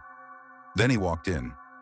Dad, my old man, the anchor in a world that already felt wobbly on its axis. He was a big guy, broad-shouldered, a mechanic whose hands were permanently ingrained with grease and calluses. A man whose presence usually filled a room with a kind of sturdy, reassuring warmth. But not that morning. Not then. "Morning, kiddo," he rasped, his voice a gravelly whisper, drained of its usual booming vitality. It was as if some unseen dread had leached the very essence from him, leaving only an echo. The words hung in the air, heavy with a foreboding that sent a primal shiver, like ice water, slithering down my spine. I watched him move, an unnatural sluggishness in his usually robust stride, as he poured coffee into his favorite chipped blue ceramic mug. The steam, usually a comforting plume, curled upward like ghostly tendrils, dissolving into the heavy air. His face was pale, almost ashen, the lines around his eyes deeper than usual, shadows clinging to them as if he hadn't slept in days, or perhaps had seen something in his dreams that refused to release its grip. His shoulders were slumped, his posture defeated, as though he carried an invisible burden too heavy for even his strong frame. He sat across from me, not looking at me, but staring blankly through the window at the backyard, his gaze unfocused, distant. The sunlight outside, which should have been bright, seemed muted, hazy, as if the very day had lost its vibrancy, its definition, its will to be. "Dad, are you okay?" I asked, my voice small, thin, barely cutting through the oppressive silence that now felt like a living thing, a suffocating blanket woven from unease. I watched his eyes snap back to me, and for a fleeting, terrifying moment, I saw something flicker there, a raw, exposed fear, a desperate plea, a recognition of something profound and terrible. For a heartbeat, I thought he might actually tell me, that he might unload the invisible weight crushing him, allow me to share even a slee fraction of it. But then the moment passed, a shutter slamming down behind his eyes, and his expression hardened, solidifying into the familiar mask of stoicism he wore when things were difficult. "I'm fine. Eat your breakfast," he replied, his voice clipped, distant, an abrupt dismissal that stung like a slap. A surge of frustration warred with a cold, creeping fear in my gut. Part of me, the part that still believed in simple answers, wanted to press him, to demand to know what was going on, to break through his uncharacteristic reserve. But another, more ancient part, the one that instinctively recognized danger, whispered that doing so might unravel something I wasn't ready to face, something that might swallow us both whole. I clenched my fists under the table, my knuckles white, forcing the questions back down my throat, forcing myself to stay silent. The crunching of my cereal in the otherwise silent room sounded deafening, a monstrous noise in the quiet. The tension between us, thick and suffocating, stretched like a taut string, vibrating with an unspoken threat, ready to snap at any moment. Even the rhythmic ticking of the clock on the wall seemed slower now, each second dragging on with a deliberate, agonizing weight that set my teeth on edge. I picked at my food, the taste like ash in my mouth, the memory of his distant gaze chilling me far more than the cold air that permeated the house. I kept glancing at him, a nervous tick I'd carry into adulthood, a constant scanning for the wrongness in a situation, the subtle shift in a person's demeanor that signals the approach of something truly awful. Night descended, pulling a curtain of inky blackness over the already bruised day. I was drifting in that half-sleep state, somewhere between dreaming and waking, when a soft, almost imperceptible creak of the door roused me. My heart gave a startled thud, then began to pound, a frantic drum beat against my ribs. I sat up slowly, my breath catching in my throat, the shadows in my room seeming to deepen, to coil and shift, taking on monstrous, menacing forms in the dimness. My blood ran cold, a glacial current through my veins. When I saw the silhouette sitting at the edge of my bed, it was Dad, illuminated by the dim, flickering glow of the hallway light spilling through the cracked door. But he looked smaller, diminished somehow, his broad shoulders hunched, his head bowed as if under an unbearable, invisible burden. My analog wristwatch sat on my bedside table, its hands stuck at some forgotten time. But even then, I felt the phantom weight of it on my wrist, a nervous habit forming, a constant check on a time that always seemed to be running out. "Dad, what are you doing here?" I managed to whisper, my voice a shaky, reedy thing, barely audible above the frantic pulse in my ears. Confusion and a creeping sense of dread tightened their grip around my throat. My mind, young and unequipped for such things, raced with questions, each one more terrifying than the last. The shadows in the room seemed to press in closer, amplifying the unnatural stillness that had settled over everything. A silence so profound, it was no longer merely the absence of sound, but a malevolent presence. In his hands, I saw the dull gleam of metal, his gun, the one he kept locked in the safe, used only for hunting deer. Never brought inside the house like this. His fingers, usually so steady, were trembling slightly, a tremor that seemed to vibrate through the very air. His face was cast down, shrouded in shadows, but even in the dimness, the raw, aching sorrow etched into his features was unmistakable. The sight of him like that, broken and vulnerable, was jarring, a stark, painful contrast to the unshakable, unwavering man I had always known, the man who had always been my protector. "You know I love you, right?" he said softly, his voice cracking, each word laced with an ominous, chilling finality that made my stomach churn, bile rising in my throat. The vulnerability in his tone wasn't reassuring. It felt like a farewell, a goodbye cloaked in dread, sending a fresh shiver down my spine and planting a seed of pure terror deep within me. It felt like a confession, a penance. Chills ran through me, a freezing wave from the crown of my head to the soles of my feet. We weren't the kind of family to say things like that, not aloud.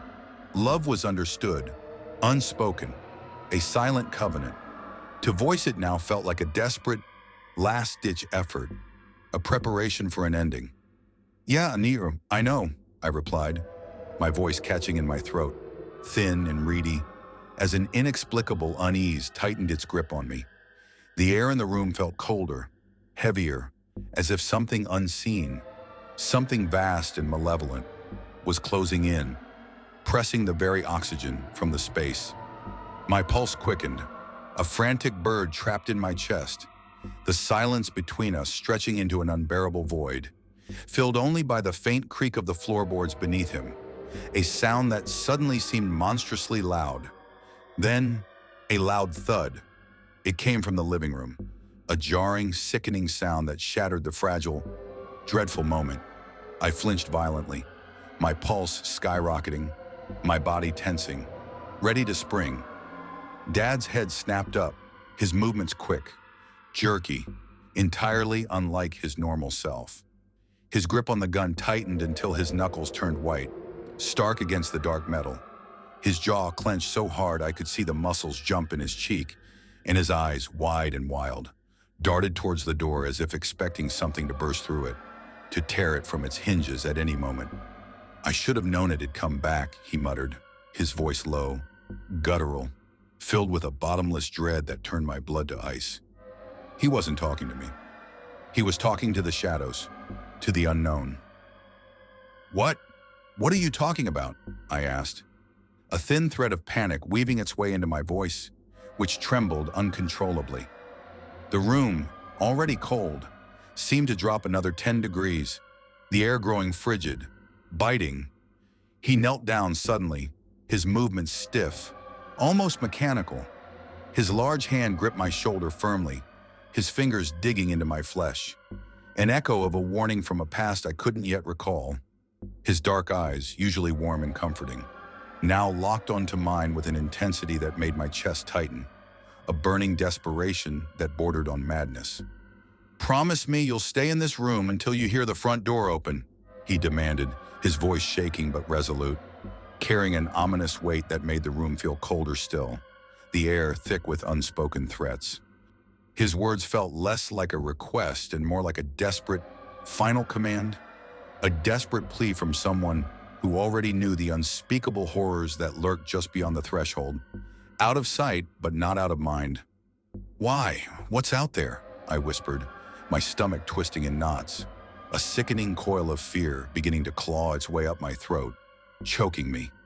"Promise me," he said again, his voice cracking, rising in intensity with each word, a raw, ragged sound of desperation. His grip on my shoulder tightened painfully, his nails digging in, leaving imprints I'd feel for days. His eyes, burning with a wild, haunted desperation, were wide, gleaming in the gloom, reflecting some unseen terror. It felt like he was fighting, physically fighting, to hold himself together, his words trembling with the colossal weight of an unspoken, unimaginable terror that loomed just beyond my young comprehension. He was saying goodbye, I realized even then, instinctively. He was giving me his last command, reluctantly, my mind numb with fear. I nodded. I was too overwhelmed, too terrified to argue, to do anything but obey. He stood, his movements slow, deliberate, each action a conscious effort, as if steeling himself for an unbearable ordeal, for what lay ahead. He leaned down, a gesture so uncharacteristic, so utterly out of place for my gruff father, and pressed a kiss to my forehead. His lips were cold, clammy, and the touch only deepened my unease. A final, chilling confirmation that this was no ordinary night. Without another word, without a backward glance, he turned and walked toward the door, his silhouette disappearing into the dimly lit hallway, swallowed by the oppressive darkness that now seemed to bleed from the very walls. "This ends tonight," he said, his voice flat, heavy with a chilling finality that echoed in the sudden, profound silence he left behind. The words hung in the air like a death knell. Sitting in the absolute dark, my body trembled uncontrollably, a fine tremor that shook me to my bones. Muffled crashes and guttural, inhuman roars echoed through the house, each sound sending a fresh jolt of terror through me, setting my teeth on edge.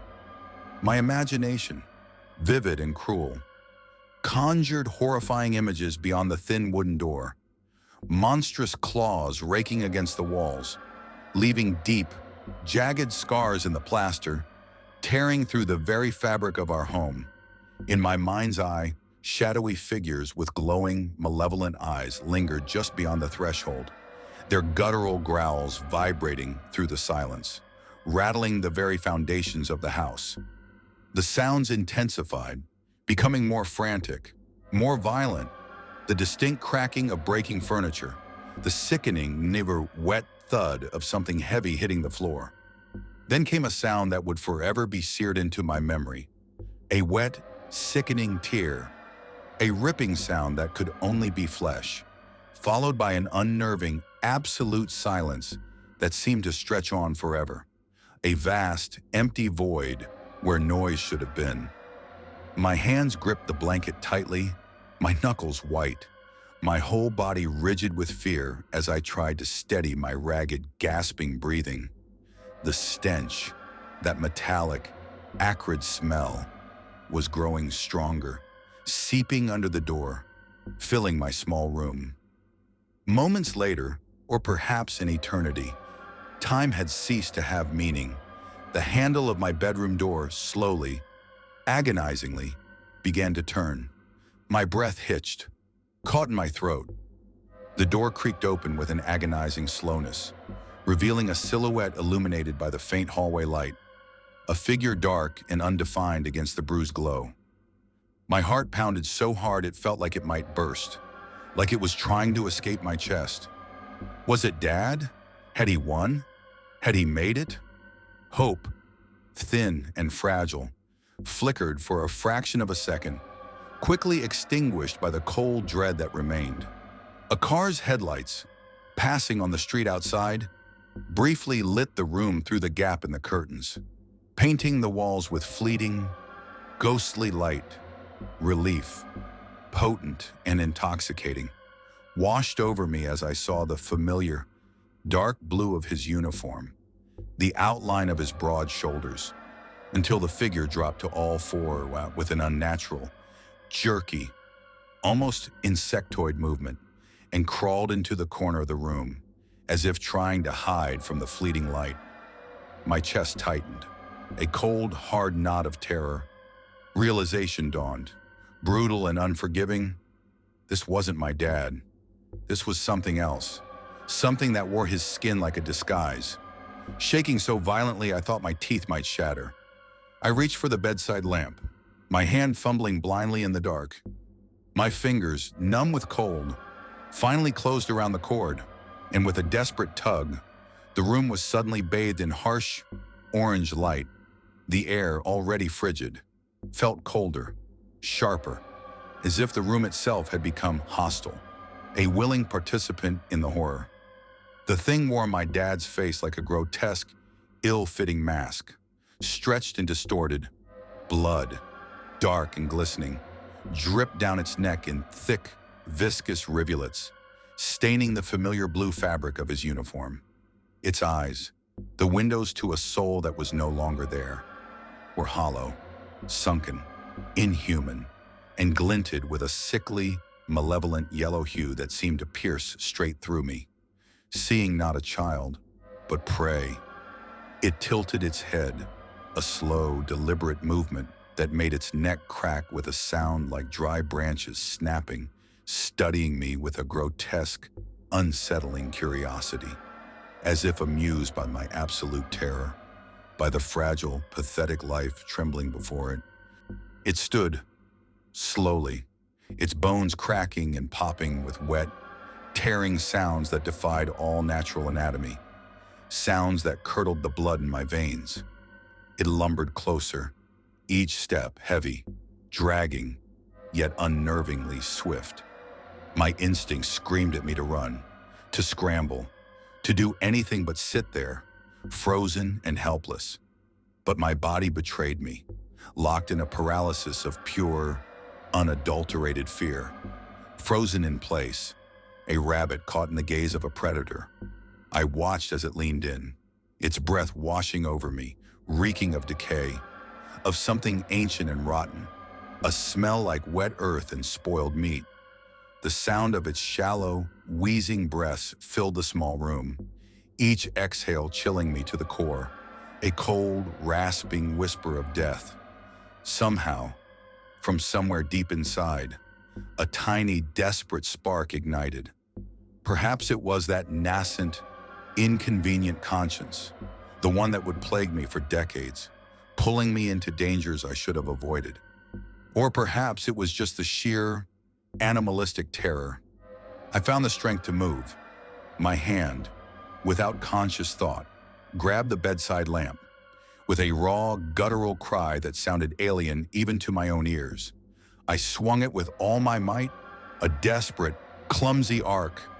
The bulb shattered against its head with a dull crunch, spraying glass shards and sparking light.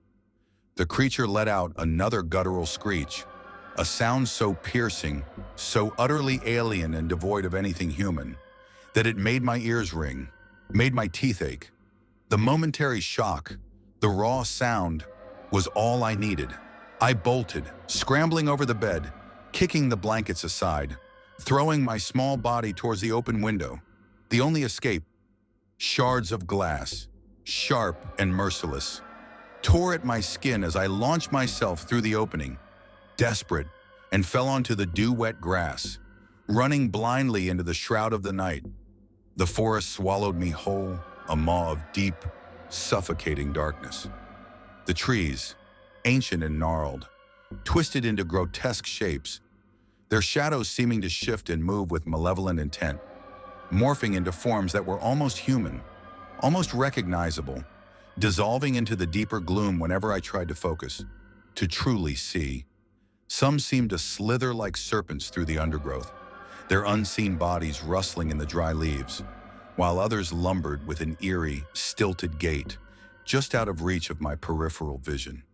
Always there, always watching. Whisper, dry and brittle as dead leaves, carried on the wind, their words unintelligible but filled with a chilling malice that prickled the hairs on my neck.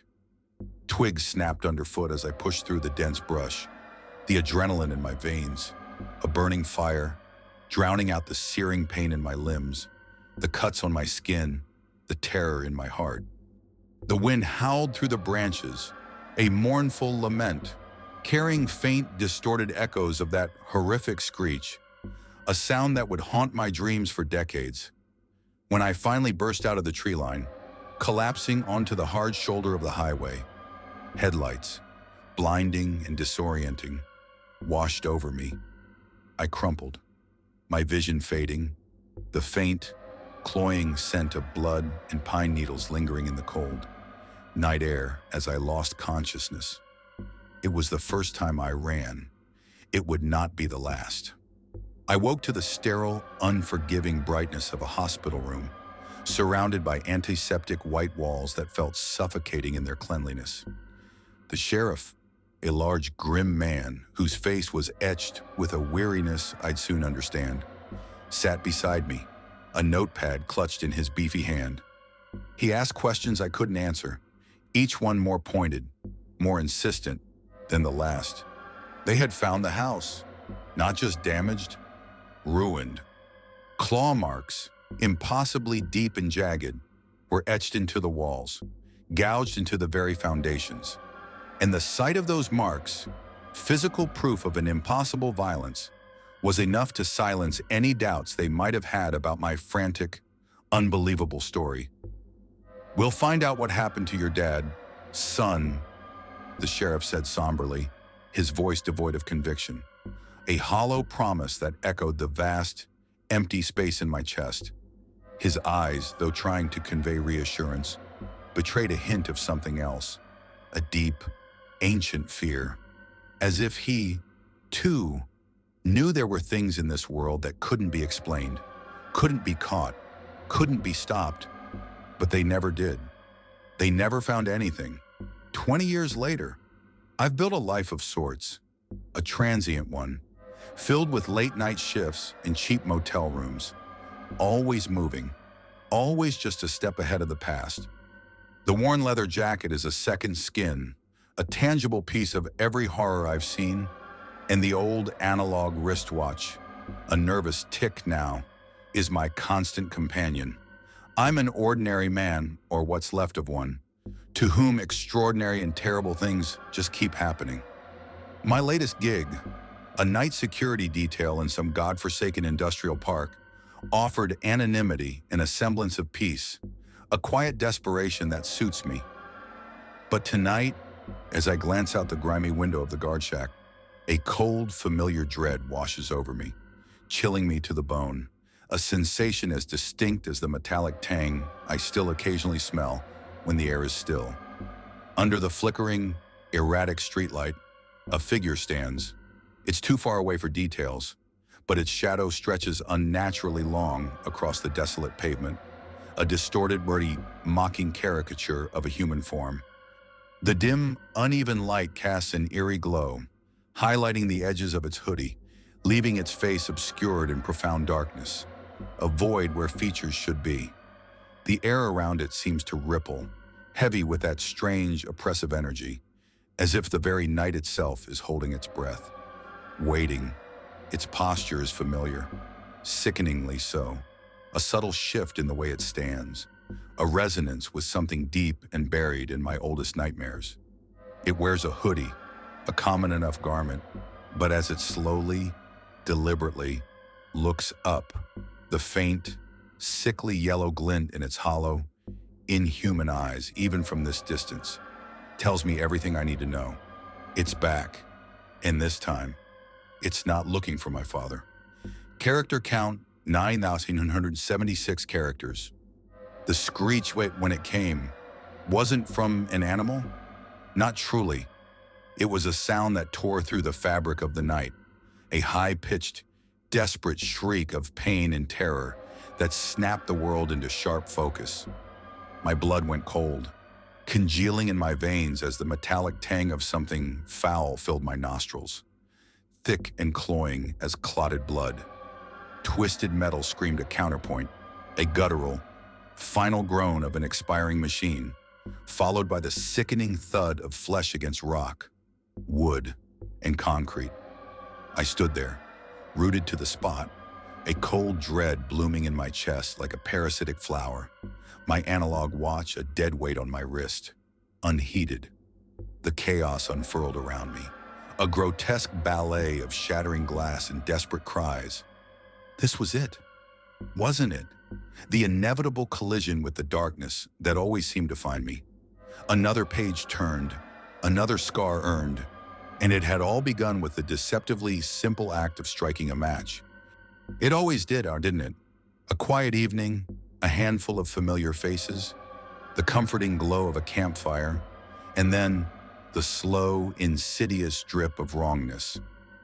We'd set out that afternoon, 5 of us, a motley crew of college friends escaping the sterile confines of lecture halls and cheap apartment walls for the raw embrace of the wilderness. Mark and Sarah perpetually flirting with the kind of comfortable tension that only years of unspoken affection could forge. Ben and Justine, the inseparable duo, a picture of domestic bliss amidst the pine needles and damp earth. And me, Leo Vance, the fifth wheel, the quiet observer, the one who always seemed to carry a little more baggage than his duffel bag could hold. We piled into 2 vehicles, mine and Mark's, a ritual born of necessity and a shared desire for cheap thrills and cheaper beer. The drive had been unremarkable.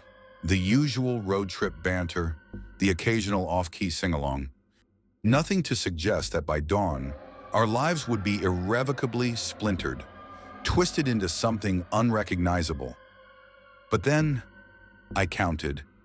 It was a nervous tick, a habit born of too many restless nights in too many nameless towns. I'd scan a room, a crowd, always looking for the outlier, the pattern broken. This time, the pattern was our little circle around the crackling fire. 5 into 6 didn't go. Not mathematically, not existentially. There were 6 faces illuminated by the dancing flames, 6 pairs of eyes reflecting the orange glow, and I knew with a certainty that settled like a lead weight in my gut that we had left home with 5. The 6th person had joined us. But where and when? My mind, a rusty filing cabinet of fragmented memories and half-forgotten horrors, offered no immediate answer. Each face, at first glance, was a tableau of familiarity. They were friends, people I'd shared history with, laughter and hangovers, triumphs and failures. That's why it took so long for the anomaly to register. My brain, bless its stubborn, self-preserving circuits, tried to force-fit the extra piece into the puzzle. It tried to invent a shared past, a forgotten connection, anything to maintain the illusion of normalcy. But the illusion, like cheap veneer, was already beginning to peel. I started the mental roll call, a desperate attempt to find the missing link, the glitch in the matrix. First, Mark. He was leaned back against a fallen log, his easy smile flashing as he bantered with Sarah. I'd known Mark and Sarah since 10th grade, 6 years now. Mark and I had played wide receiver together, a short-lived career of bruised egos and muddy jerseys. Sarah, a cheerleader, had always been Mark's unattainable crush, a dynamic that provided endless amusement. We'd started hanging out after games, a trio of misfits.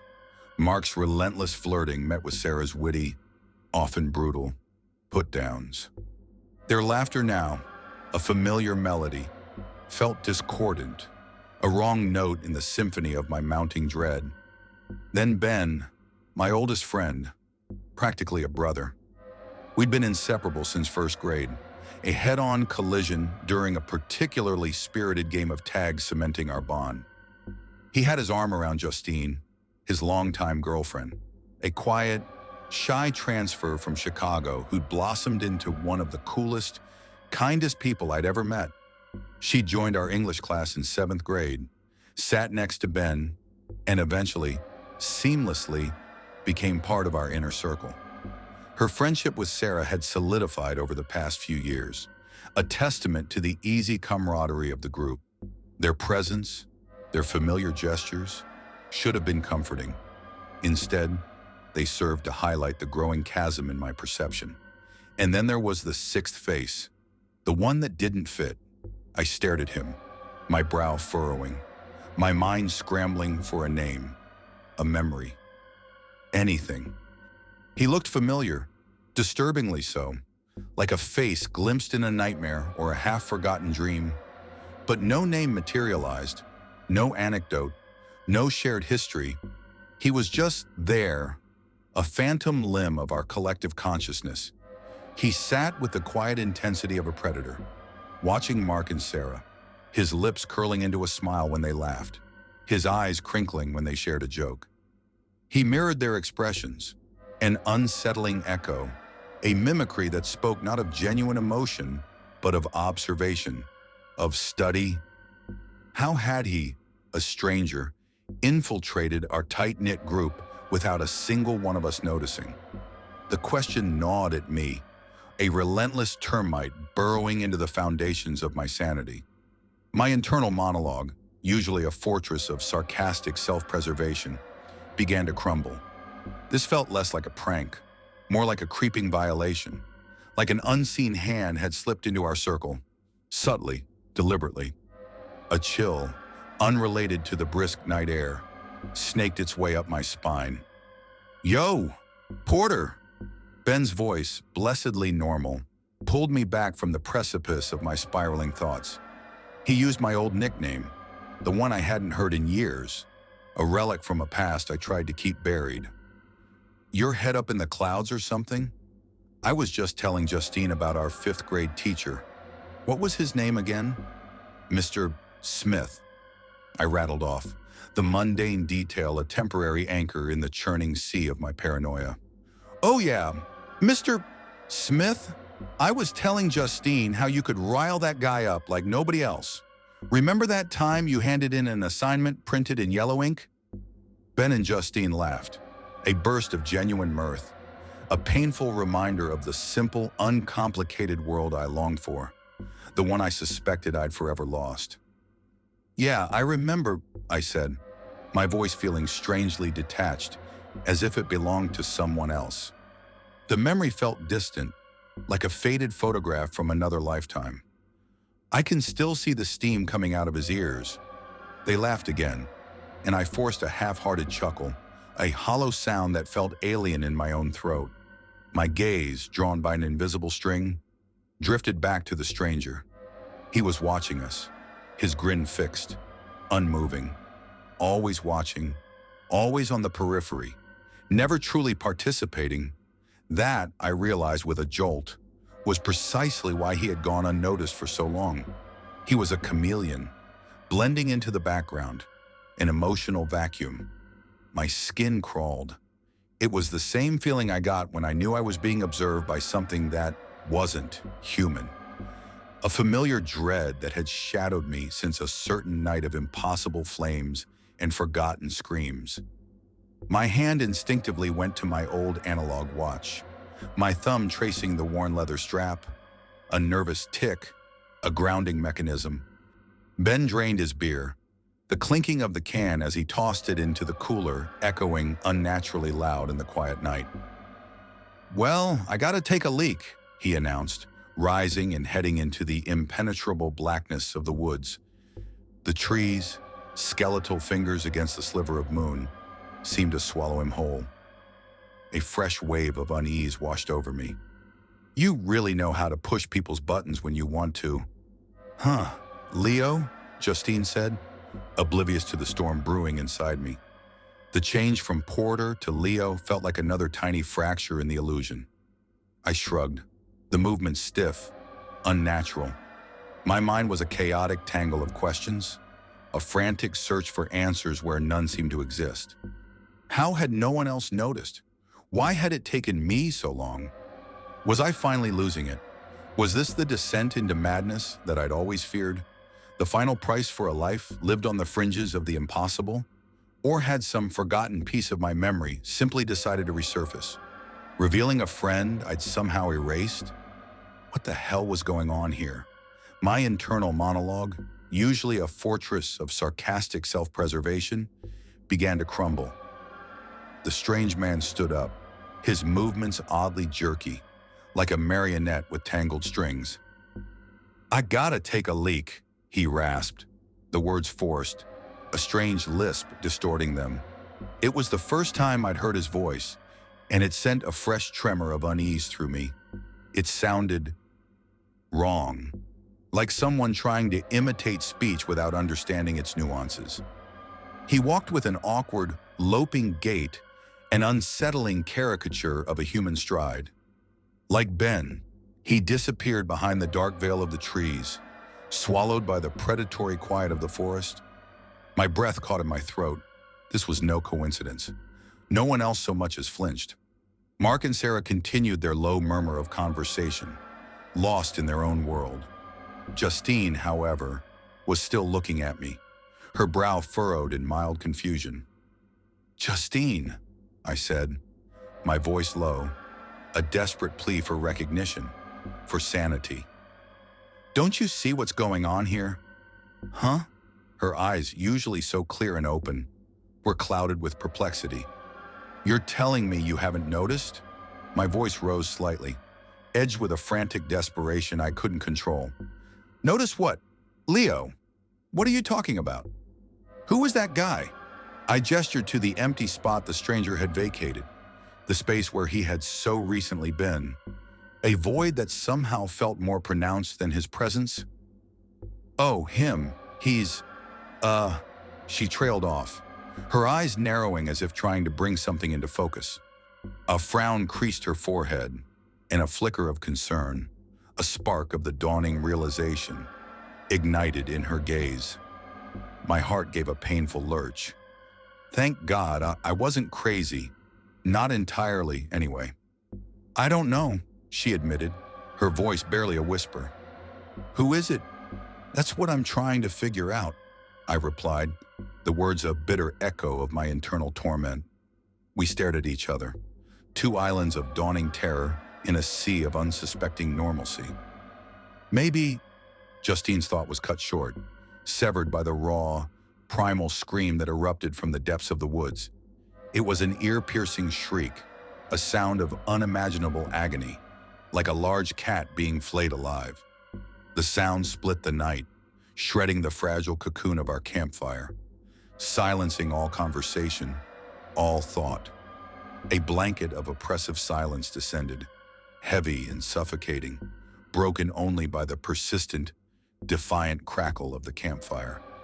The wood, minutes ago alive with the rustle of leaves and the chirp of crickets, were now preternaturally still, holding their breath. "What the hell was that?" Mark's voice, usually boisterous, was thin, reedy, laced with a tremor of fear. "I don't know," Sarah whispered, her eyes wide, reflecting the frantic dance of the flames. "I've never heard an animal sound quite like that before."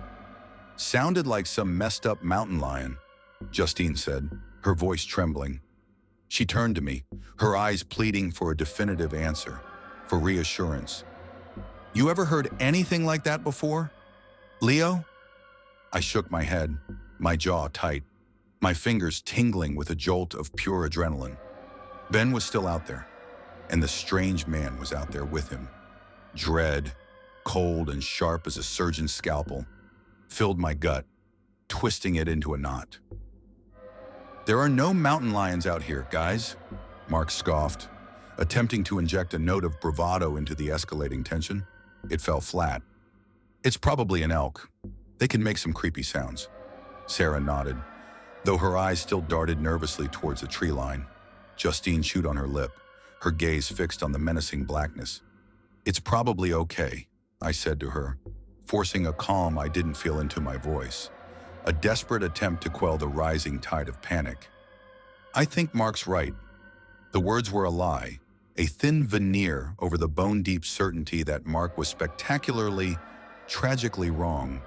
Mark and Sarah, with the resilience of youth or perhaps simply a profound lack of imagination, had already resumed their conversation, the initial shock fading like mist in the morning sun. Then, the strange man ambled out of the woods, his awkward gait unchanged, his eyes still fixed on the periphery, observing. He retrieved a beer from the cooler, his movements still jerky, uncoordinated. He fumbled with the tab, his fingers seemingly incapable of the simple task, as if he'd never encountered a can before. When he finally got it open, he settled back down, beer in hand, never taking a sip, never joining the conversation. He just watched Mark and Sarah, a thin, unnerving smile stretched across his face. They paid him no mind, their obliviousness a horrifying testament to his insidious talent for blending. I had hoped by now something would have clicked, that they would finally see what I saw, the stark, glaring wrongness of him, but they remained lost in their own innocuous world. I watched him from across the flickering campfire, his head seeming to waver behind the distorting heat, a subtle optical illusion that did nothing to soothe my nerves. I finally touched on the core of what made me so deeply, viscerally uneasy about this man. Beyond the fact that he'd infiltrated our group unnoticed, his movements, the jerkiness, the awkwardness, like a newborn animal, or perhaps something newly animated, struggling with unfamiliar limbs, nothing he did was smooth, practiced, or natural. Every gesture, every tilt of his head, every forced smile felt like an act, a clumsy imitation. I didn't make the full connection then, not consciously. My mind, bless its desperate need for order, tried to classify him as merely a freak, a deeply disturbed individual, but deep down, a primal alarm screamed that this man was not quite human. My hand tightened around the handle of the axe leaning against my seat, the smooth, cool wood a tangible anchor in the swirling chaos of my thoughts. This was the axe we'd used to chop firewood, heavy and sharp, a blunt instrument of desperate defense. I considered calling him out, then and there, confronting him with the burning question, "What the hell are you doing here?" But a cold, paralyzing fear locked my jaw shut. I had visions, flashes of the horrors I'd glimpsed in my past, the empty eyes of a madman, the impossible grin of a skin-wearing entity. What if he was a serial killer, armed, dangerous, just waiting for a provocation? I didn't want to push him to trigger something drastic that would get us all killed.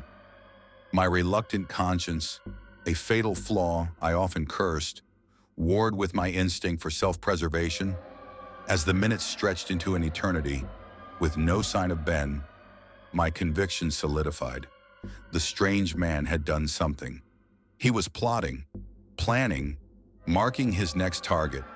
Anger, hot and volatile, erupted from the wellspring of my fear, clouding my vision with a crimson haze. I had to stop him, before another one of us was next. My grip on the axe handle tightened, my knuckles white. "Leo, where's Ben? I'm getting nervous." Justine's voice, small and fragile, sliced through my murderous thoughts. She reached out, her hand resting lightly on my arm, her touch strangely grounding. "It's okay," I lied, patting her hand, the words tasting like ash on my tongue. "I'm sure everything is okay." A hollow promise, a cruel deception. My eyes darted to the stranger, then back to the axe. The decision was made. I stood, the axe a cold, solid weight in my hand, its sharp edge glinting faintly in the firelight. "I'm going to get some more firewood," I announced, the words tumbling out, more awkward than I'd intended. My voice was too loud, too strained, shattering the fragile quiet. Well, okay, dude," Mark mumbled, barely looking up. "Leo!" Justine's voice wavered. A question, a plea. She looked at the axe, then at me, a flicker of understanding, of dawning fear in her eyes. I had drawn attention. His attention. I walked past him, trying to act as nonchalant as possible, a futile charade. I was never a good actor, and my terrified heart, thrumming a frantic rhythm against my ribs, surely betrayed me. He watched me, his gaze an unblinking, unsettling presence on my back. I reached the perimeter of the woods, the boundary between the relative safety of the campfire and the ominous darkness beyond. I risked a glance over my shoulder. He was still watching, his fixed grin unwavering.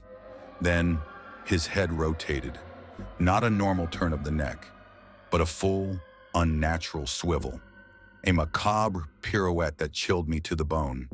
It was beyond human physiology.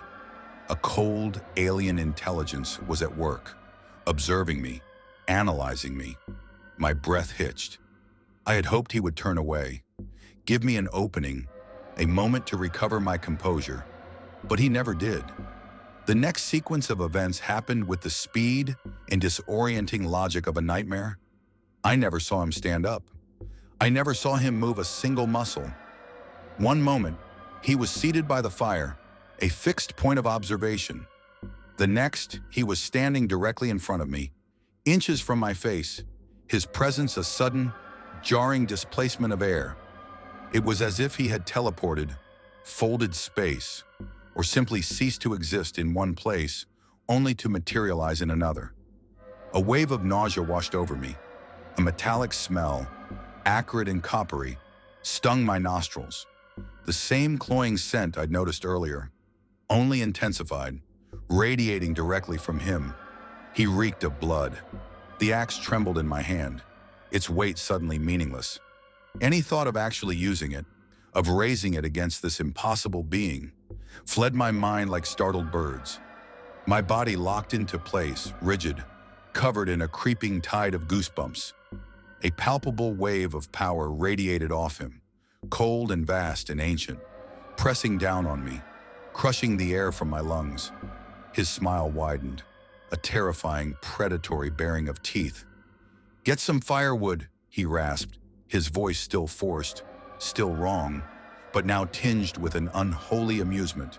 And then, as if on cue, a human, normal sound broke the terrifying stillness. "Ben!" Justine's cry, a raw outpouring of relief and fear, pierced the suffocating tension.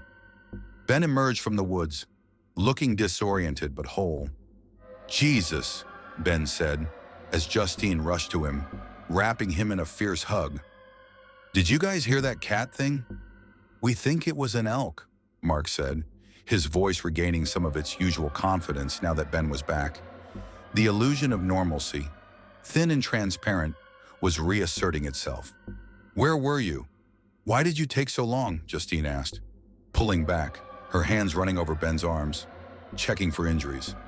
"I guess I wandered too far off," Ben explained, rubbing the back of his neck. "Lost sight of the campfire. Took me a bit to find my way back. For a second, I thought I was going to have to freeze my ass off out there alone tonight." Relief, a physical force, washed over me, crashing into my muscles, making each one suddenly, unexpectedly relax. Ben was safe, unharmed. For a moment, the heavy weight in my chest lifted.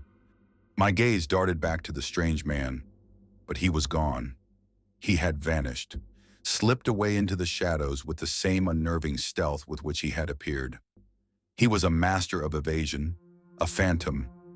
My relief, however, was fleeting, quickly replaced by a renewed icy determination. We needed to get out of here, now. Even if Ben was unharmed, that thing was still trouble. I started back towards the group, my mind already calculating escape routes, weighing the risks of a hurried departure.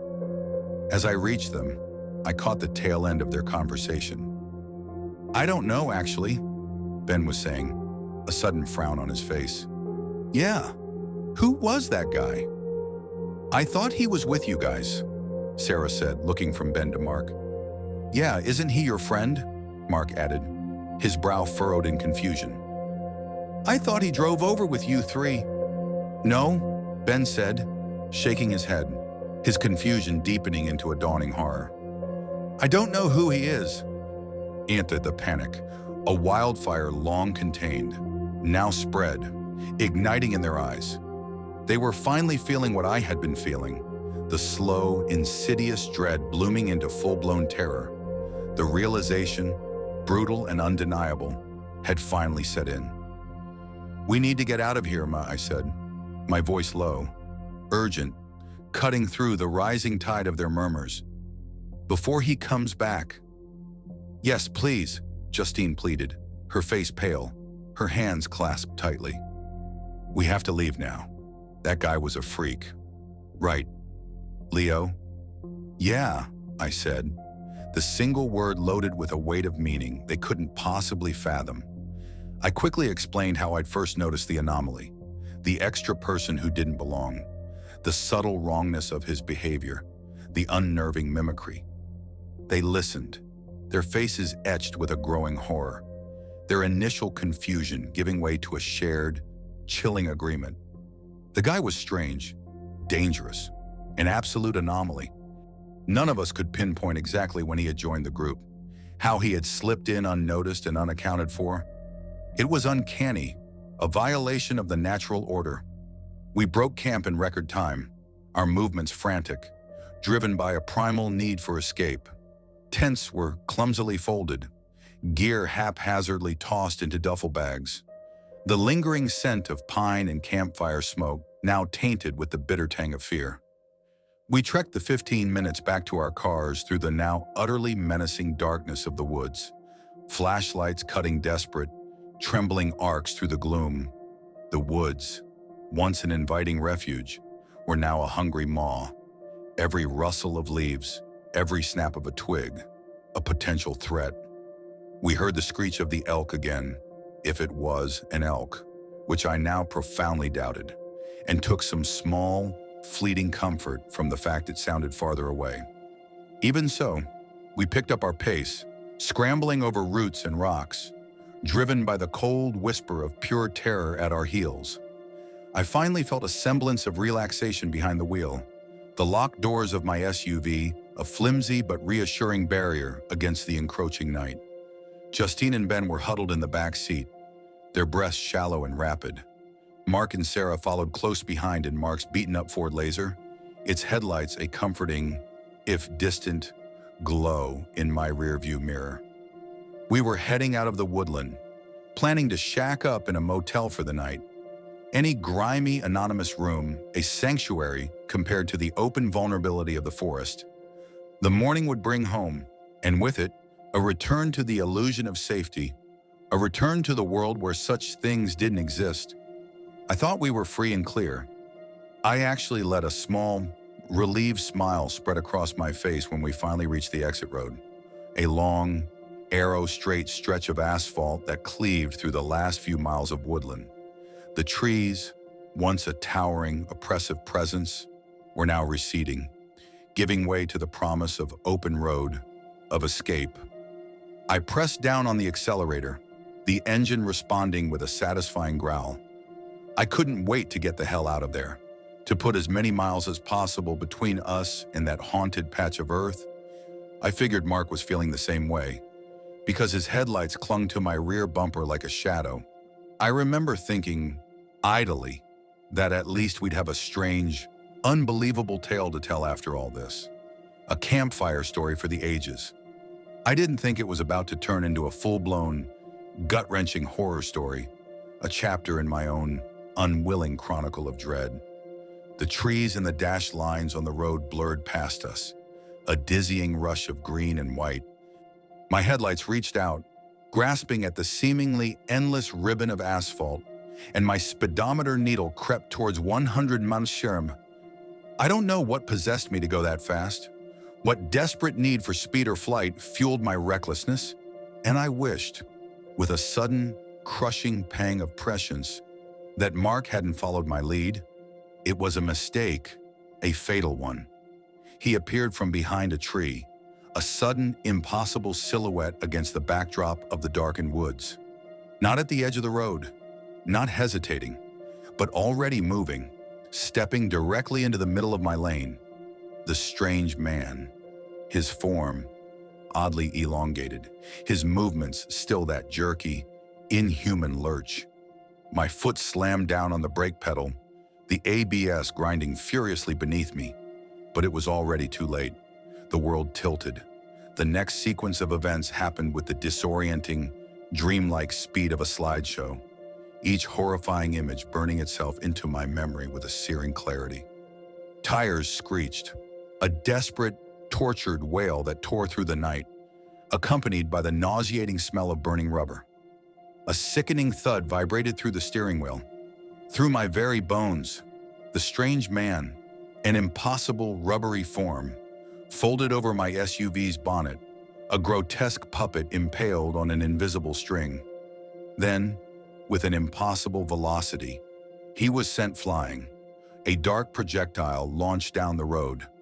He skated across the pavement on his back, his unnaturally long limbs flailing, moving with such frictionless speed it looked as if he was gliding on ice, a demonic figure skating away into the darkness. More tires screeching, a cacophony of agony and metal. Mark's car, a blur of panicked movement, flew past in the opposite lane, fishtailing wildly. He fought it, his headlights cutting frantic arcs through the trees, desperate to regain control. For a brief, agonizing moment, I thought he had it, thought he would pull it back from the brink. But the car hooked right, veering off the road with a violent lurch, directly into the unyielding wall of trees. The sound that followed was sickening, a visceral symphony of destruction that reverberated in the air. A sound I knew would haunt my nightmares until the day I died. The crunching of metal, the splintering of wood, the shattering of glass. Mark's car slammed into a thick pine tree, driver's side first, with an impact that shook the ground beneath us. Fragments of glass and twisted metal exploded outwards, shimmering in the lone beam of my remaining headlight.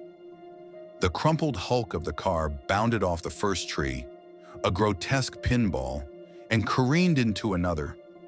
This time, the front passenger side impacted, the headlight exploding, the entire cavity caving in with a shriek of tortured steel.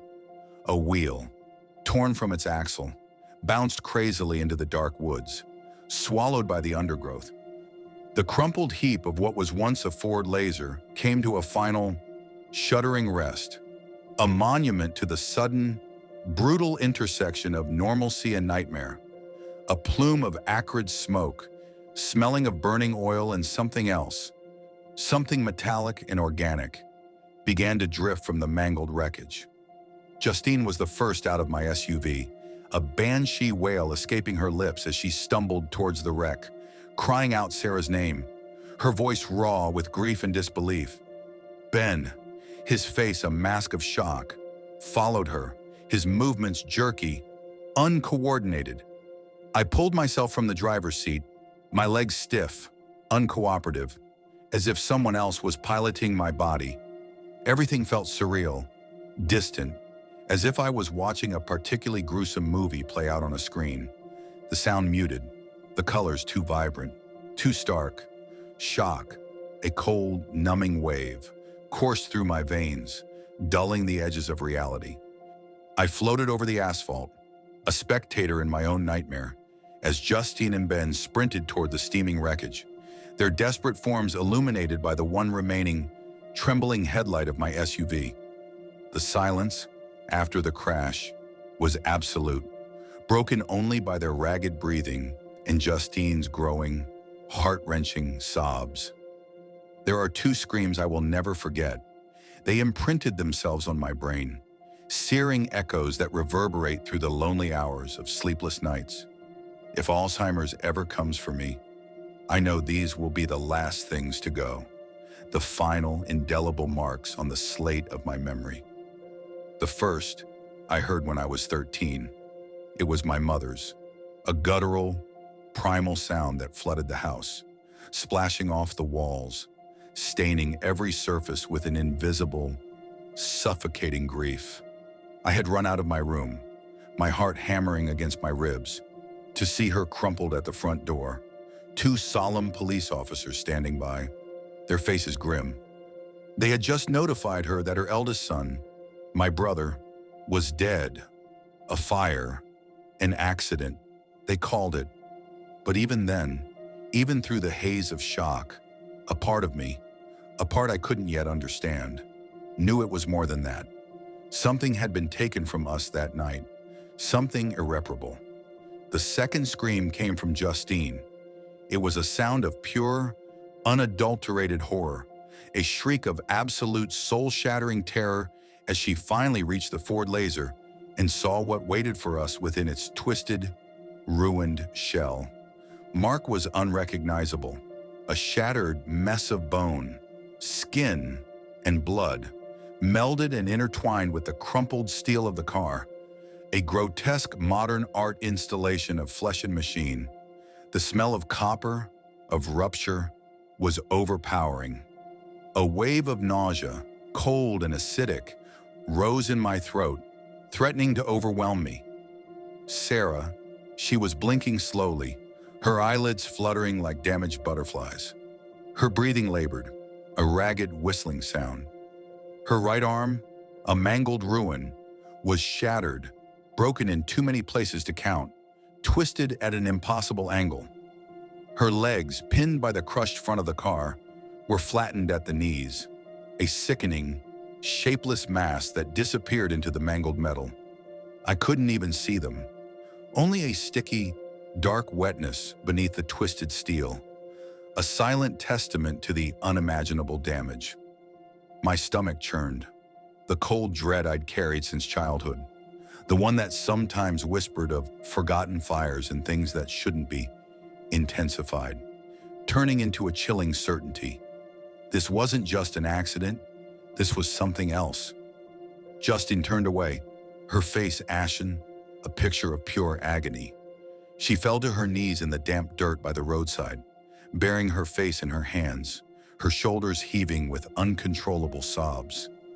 Ben, bless his heart, tried to comfort her, but he couldn't. He had to turn away, leaning over the side of the road, retching, the sounds of his sickness echoing the bile rising in my own throat. My hands, slick with sweat and grime, fumbled for my phone. I struggled to dial 911, my fingers shaking uncontrollably, pressing the wrong numbers. The screen a blurred mess of digits, a familiar or frustrating incompetence. My voice, when it came, was small and distant, a stranger's voice, explaining what had happened to the operator. The words felt hollow, inadequate to describe the sheer, unholy magnitude of the horror unfolding before us. She told me to stay on the line, but as I looked up, as my eyes drifted down the dark, straight stretch of road, my hand froze. My phone slipped from my nerveless fingers, hitting the asphalt with a soft, insignificant thud. The strange man was standing there. He had returned. He was in the middle of the road, perhaps 50 yards away, illuminated by the last gasping breath of my SUV's headlight. His grin, impossibly wide, stretched from ear to ear, a horrifying carnival of bared teeth, sharp and glinting like broken shards of ceramic. His shoulders shrugged up and down, a jerky, almost spasmodic movement, as if he was laughing silently, a profound, malicious amusement. In fact, the bastard was laughing, a silent, unholy mirth that radiated from him, an invisible wave of mocking contempt.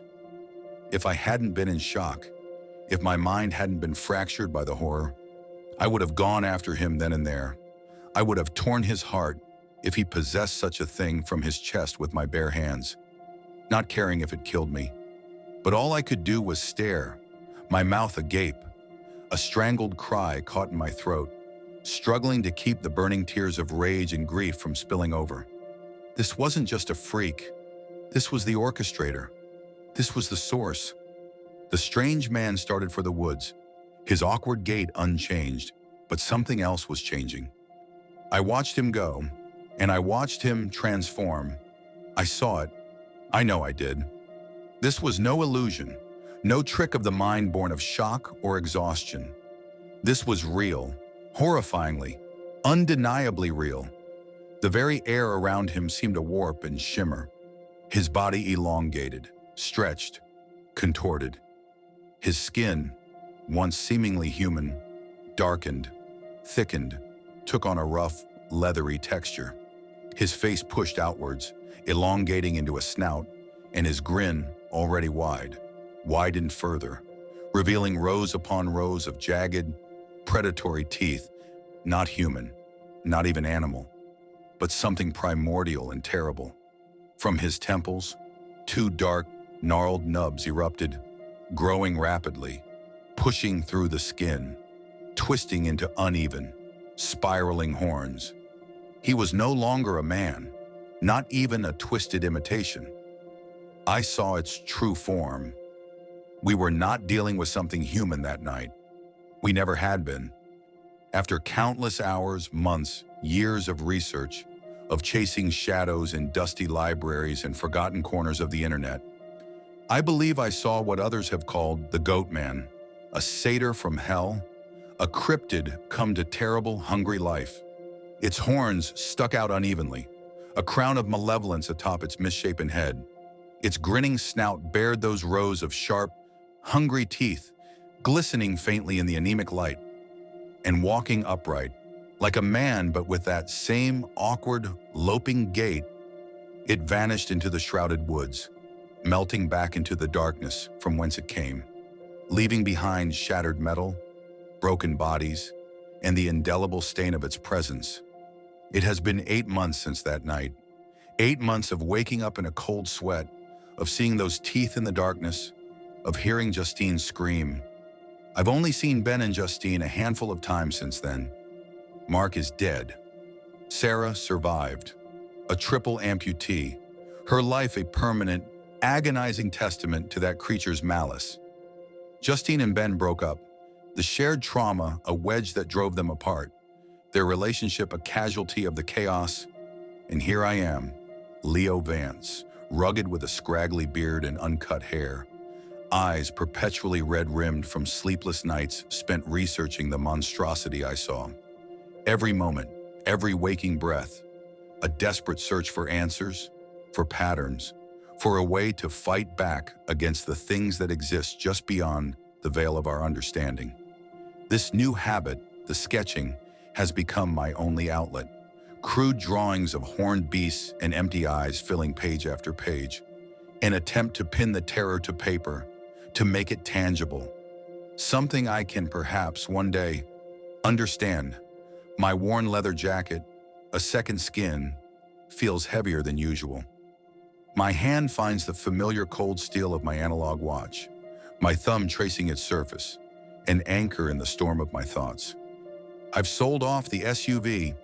I'm perpetually on the move again, taking transient night jobs, truck stops, lonely stretches of highway, anything to keep moving, to outrun the echoes.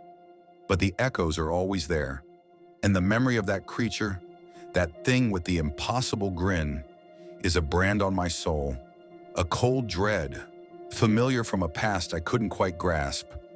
Reminds me that this is my fate. I'm going back to those woods.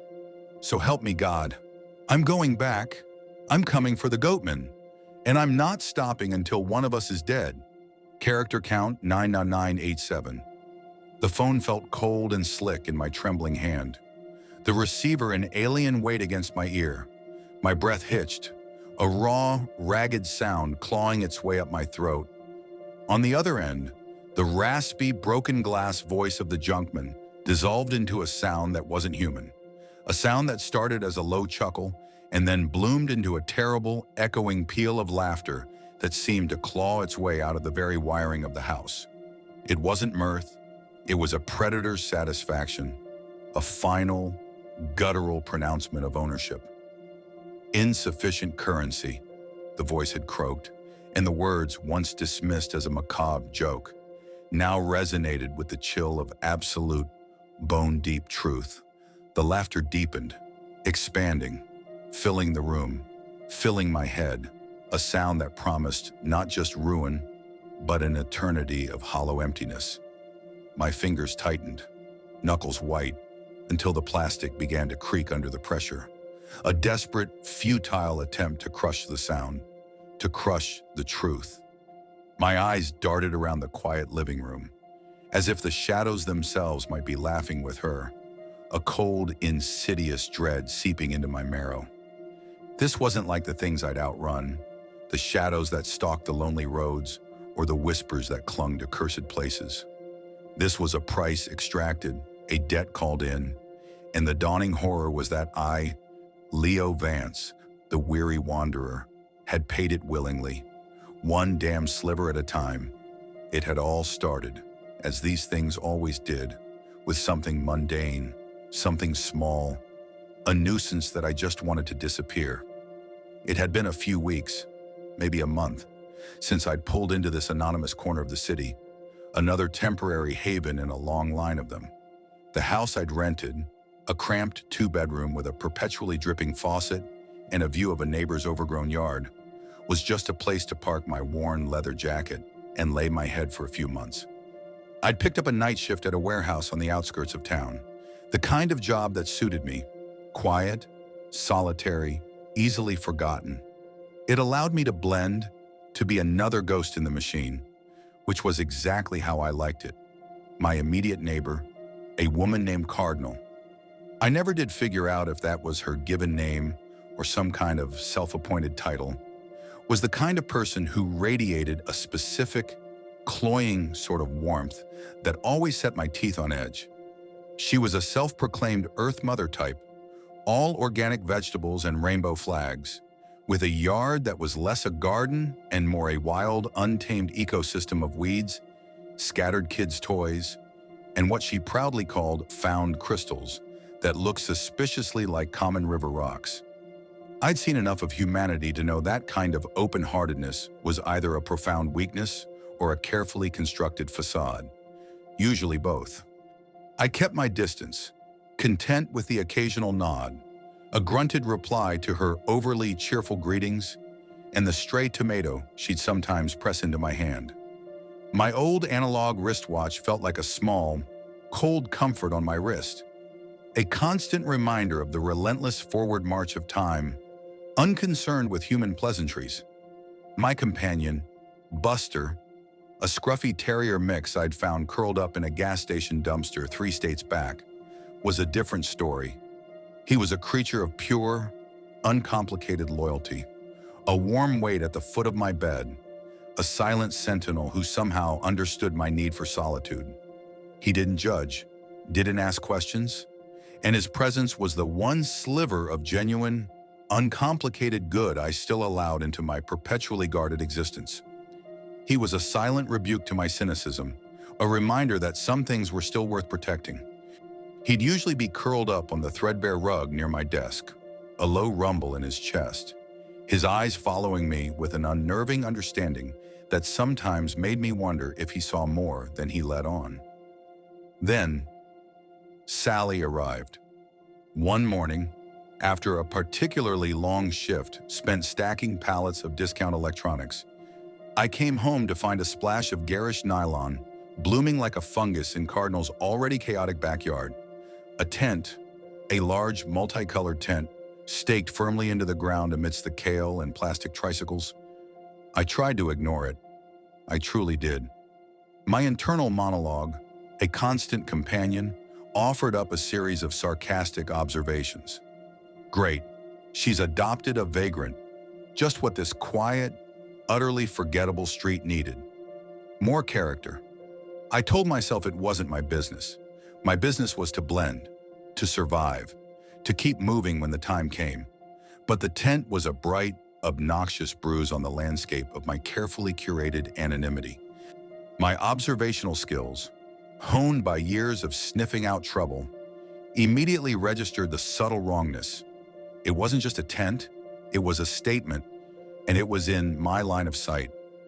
Cardinal caught me checking my mailbox one afternoon, her smile a little too wide, a little too innocent. "Kids camping outside?" I asked, feigning casual curiosity, my voice flat. I saw the glint in her eye, the slight flush on her cheeks, and knew instantly she'd been waiting for me to ask. "Oh, that's my friend Sally," she chirped, the syllables saccharine sweet. "She's just staying a few days till she gets back on her feet." A muscle twitched in my jaw. "Uh-huh," I managed. The skepticism probably etched onto my face like a roadmap. I could feel the familiar knot of dread coiling in my gut. A few days was always code for indefinite stay, possible property devaluation, guaranteed headache. Every time someone said, "just a few days in my life," it ended with blood or fire or worse. It dragged me back to the unspoken specter of Sycamore Grove, to the insidious way normalcy could rot from the inside out. My hand instinctively went to my wrist, tracing the cool metal of my watch, a grounding mechanism against the rising tide of unease. Cardinal, oblivious or uncaring, barreled on. "It's just a few days. Leo, she lost her job, but she'll find a place. She's a good woman." "Right," I muttered, pulling out my utility bill and retreating. Good women, in my experience, were just as likely to carve you up and wear your skin as any other kind of monster. I'd learned that lesson the hard way, more than once. The taste of ash was still in my mouth. A few days bled into a week bled into a few weeks. The tent didn't just stay, it expanded. Piles of what could only be described as urban detritus began to accumulate around it. Broken electronics, rusted bicycle frames, shattered mirrors, twisted metal, deflated sports balls, a whole damn menagerie of modern junk. Sally, a woman with a perpetually damp-looking face and eyes that darted around like a cornered mouse, started showing up more often. She introduced herself one morning when I was letting Buster out. She claimed to be an artist, making sculptures out of found objects. "I take other people's junk and I make it into something beautiful," she'd mumbled, nervously wringing her hands. Her voice was thin, reedy, like a forgotten instrument. The smell of stale cigarettes and something vaguely damp clung to her. "Do you have a favorite animal? I could make you one, if you like, for your yard." I looked at her, then at the skeletal remains of what she claimed was a crane, crafted from bent coat hangers and plastic bottles. Why would I put garbage in my yard? My internal voice was sharp, but my external one was carefully neutral. "How's the housing search going, Sally?" She sighed, a theatrical puff of air that barely moved the stray wisps of graying hair escaping her perpetually messy bun. Her eyes welled up, and she spoke of social workers and full shelters, a litany of excuses I'd heard 1,000 times from 1,000 different desperate mouths. I felt a familiar pang of something almost like pity, quickly smothered by the pragmatic annoyance. Pity was a weakness, a luxury I couldn't afford. It always led to trouble, always had. It was the same reckless impulse that made me pick up a stray dog or pause when I heard a cry for help. My fatal flaw: I tried the city, the mayor's office, the housing department, code enforcement. It was like shouting into a void. This was one of those cities, the kind that prided itself on being progressive, which translated, in practice, to letting weeds overtake every park in the name of native plants and getting rid of loitering laws so indigents could camp out and smoke whatever they pleased on every corner. I envisioned my quiet street becoming a permanent open-air museum of found object art and human despair. My sanctuary compromised. I was stuck with the tent. I was stuck with the whole goddamned menagerie. Then, one day, I saw the signs, tacked to telephone poles, stapled to forgotten fence posts, even stuck to the cracked glass of bus stops. "Junkmen will take any junk. Call XXX." I'd glimpsed the figure a few times before, a stooped, almost spectral presence pushing a rickety cart laden with scavenged detritus, old tires, rusted pipes, bits of partially destroyed fences. What the junkman got out of it, I had no idea. No fee listed. That was the strangest part. Usually there was a catch, a hidden charge. My life had taught me there were no free rides. I was outside trying to coax Buster away from a particularly pungent patch of Cardinals compost when I spotted that tattered figure, bent almost double, hammering another one of her crude signs onto a telephone pole at the end of the block. The late afternoon sun cast long, distorted shadows, making her seem even more skeletal. A cynical, impulsive thought, born of frustration, bubbled up. "Hey," I called out, my voice rougher than intended. "I got some junk you can take out." I jutted my thumb toward Cardinal's yard, toward the offending tent and its growing collection of urban sculptures. It was meant as a joke, a dark, cynical jest to an anonymous stranger, a release valve for my pent-up annoyance. The junkman paused, the hammer still in her bony hand, and slowly, with an unsettling, almost mechanical slowness, turned to look at me over a shoulder that seemed to be made of coat hangers. That's when I truly saw her. It wasn't a he at all. It was a she, if you could even call her that. Wild, coarse gray hair, the color of dirty snow, framed a face that was more caricature than human. Her skin was a network of deep, leathery wrinkles, stretched taut over sharp cheekbones. But it was her eyes and her mouth. That truly disturbed me. Her lips were a shocking, unnatural ruby red, a stark splash of color on her cadaverous face. And her head, it wasn't quite right.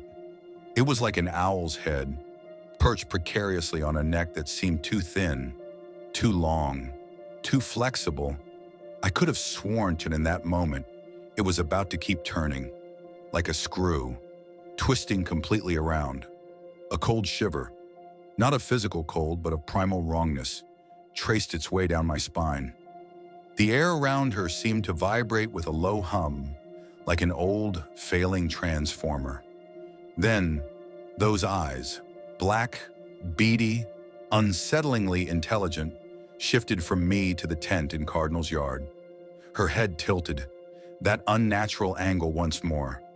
She spoke, her voice a dry, rasping sound, like gravel churning in a rusty barrel. "The art or the artist?"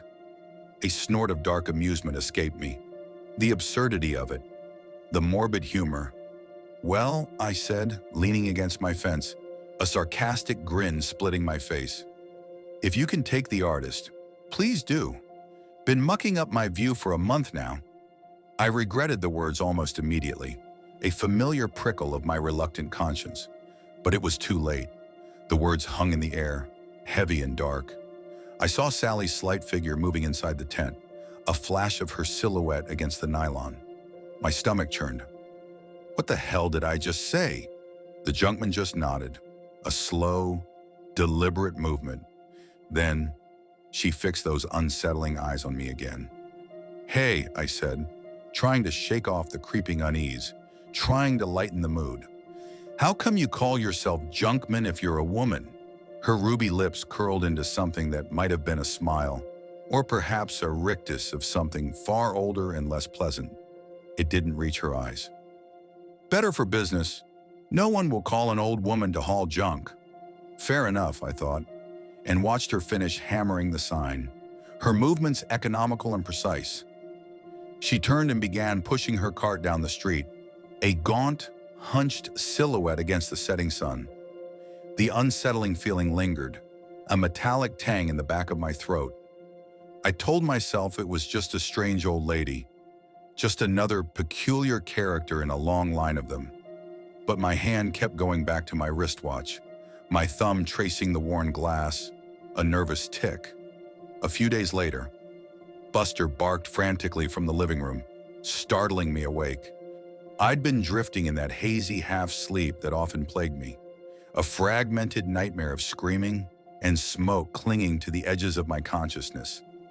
My heart hammered against my ribs. It took a moment for me to orient myself, to realize Buster wasn't barking at a ghost, but at the sound of Cardinal's frantic, desperate cries. "Sally, Sally, where are you?"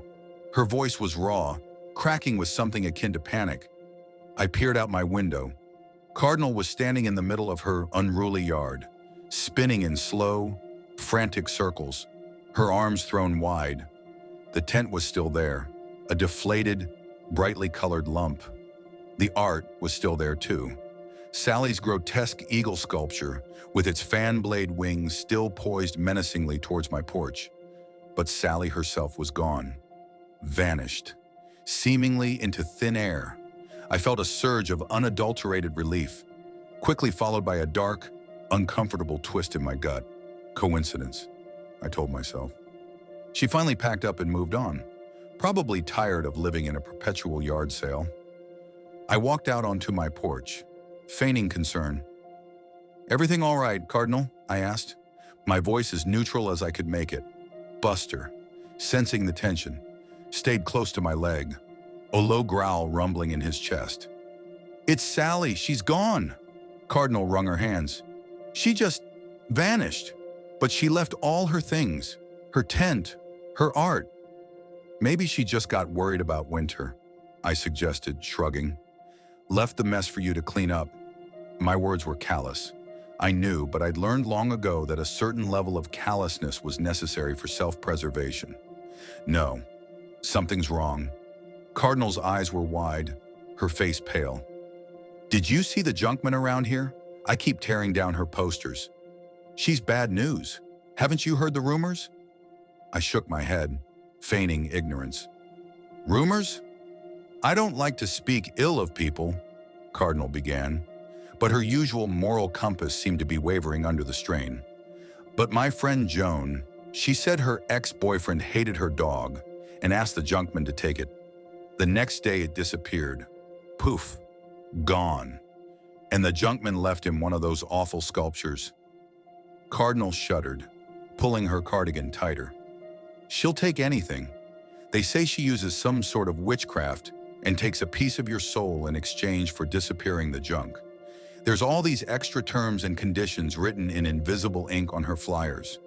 Look at them under a blacklight if you want to freak yourself out." My blood ran cold. "A piece of your soul?" I dismissed it immediately. Witchcraft, invisible ink, hokum, old wives' tales, a metaphor, at best. My cynical mind scoffed at such archaic notions.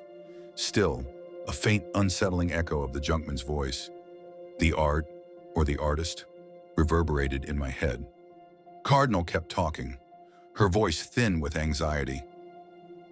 "I was going to call the city, but maybe we should just call the junkman to deal with the tent. Cheaper than renting a dumpster, I guess." She trailed off, her gaze lingering on the tent with a mixture of grief and revulsion. "Huh," I said, non-committal. Inside, a strange, morbid curiosity was stirring. Later that evening, after the moon had climbed high and cast long, skeletal shadows across the street, I found it. Propped against my front step, nestled amongst the dead leaves, was a small, crude sculpture. It was a deer, crafted from twisted wire, bottle caps, and shards of iridescent plastic. It was ugly, strangely unsettling, and undeniably hers. Attached to it, with a single piece of masking tape, was a small, grimy card in cramped, spidery handwriting. It read, "Thanks for your business, junkman." A cold knot tightened in my stomach, a sense of perverse justice mixed with a chilling dread. What a creeper. I picked up the sculpture, its cheap material surprisingly heavy in my hand. The small, red eyes of the deer seemed to stare at me, accusingly. I stuffed the card into my wallet, the phone number on the back a morbid souvenir. Cardinal eventually cleared away the tent, leaving her yard looking slightly less chaotic, though Sally's art remained. The eagle, particularly, remained poised, its discarded fan blade wings catching the sun at an angle that made it look truly menacing, as if ready to swoop down onto my porch and pluck out my eyes. It was a constant, ugly reminder of what had happened, and of my own dark jest, a constant irritant. I found myself staring at it almost every morning, a low hum of annoyance growing into a full-blown throb behind my eyes.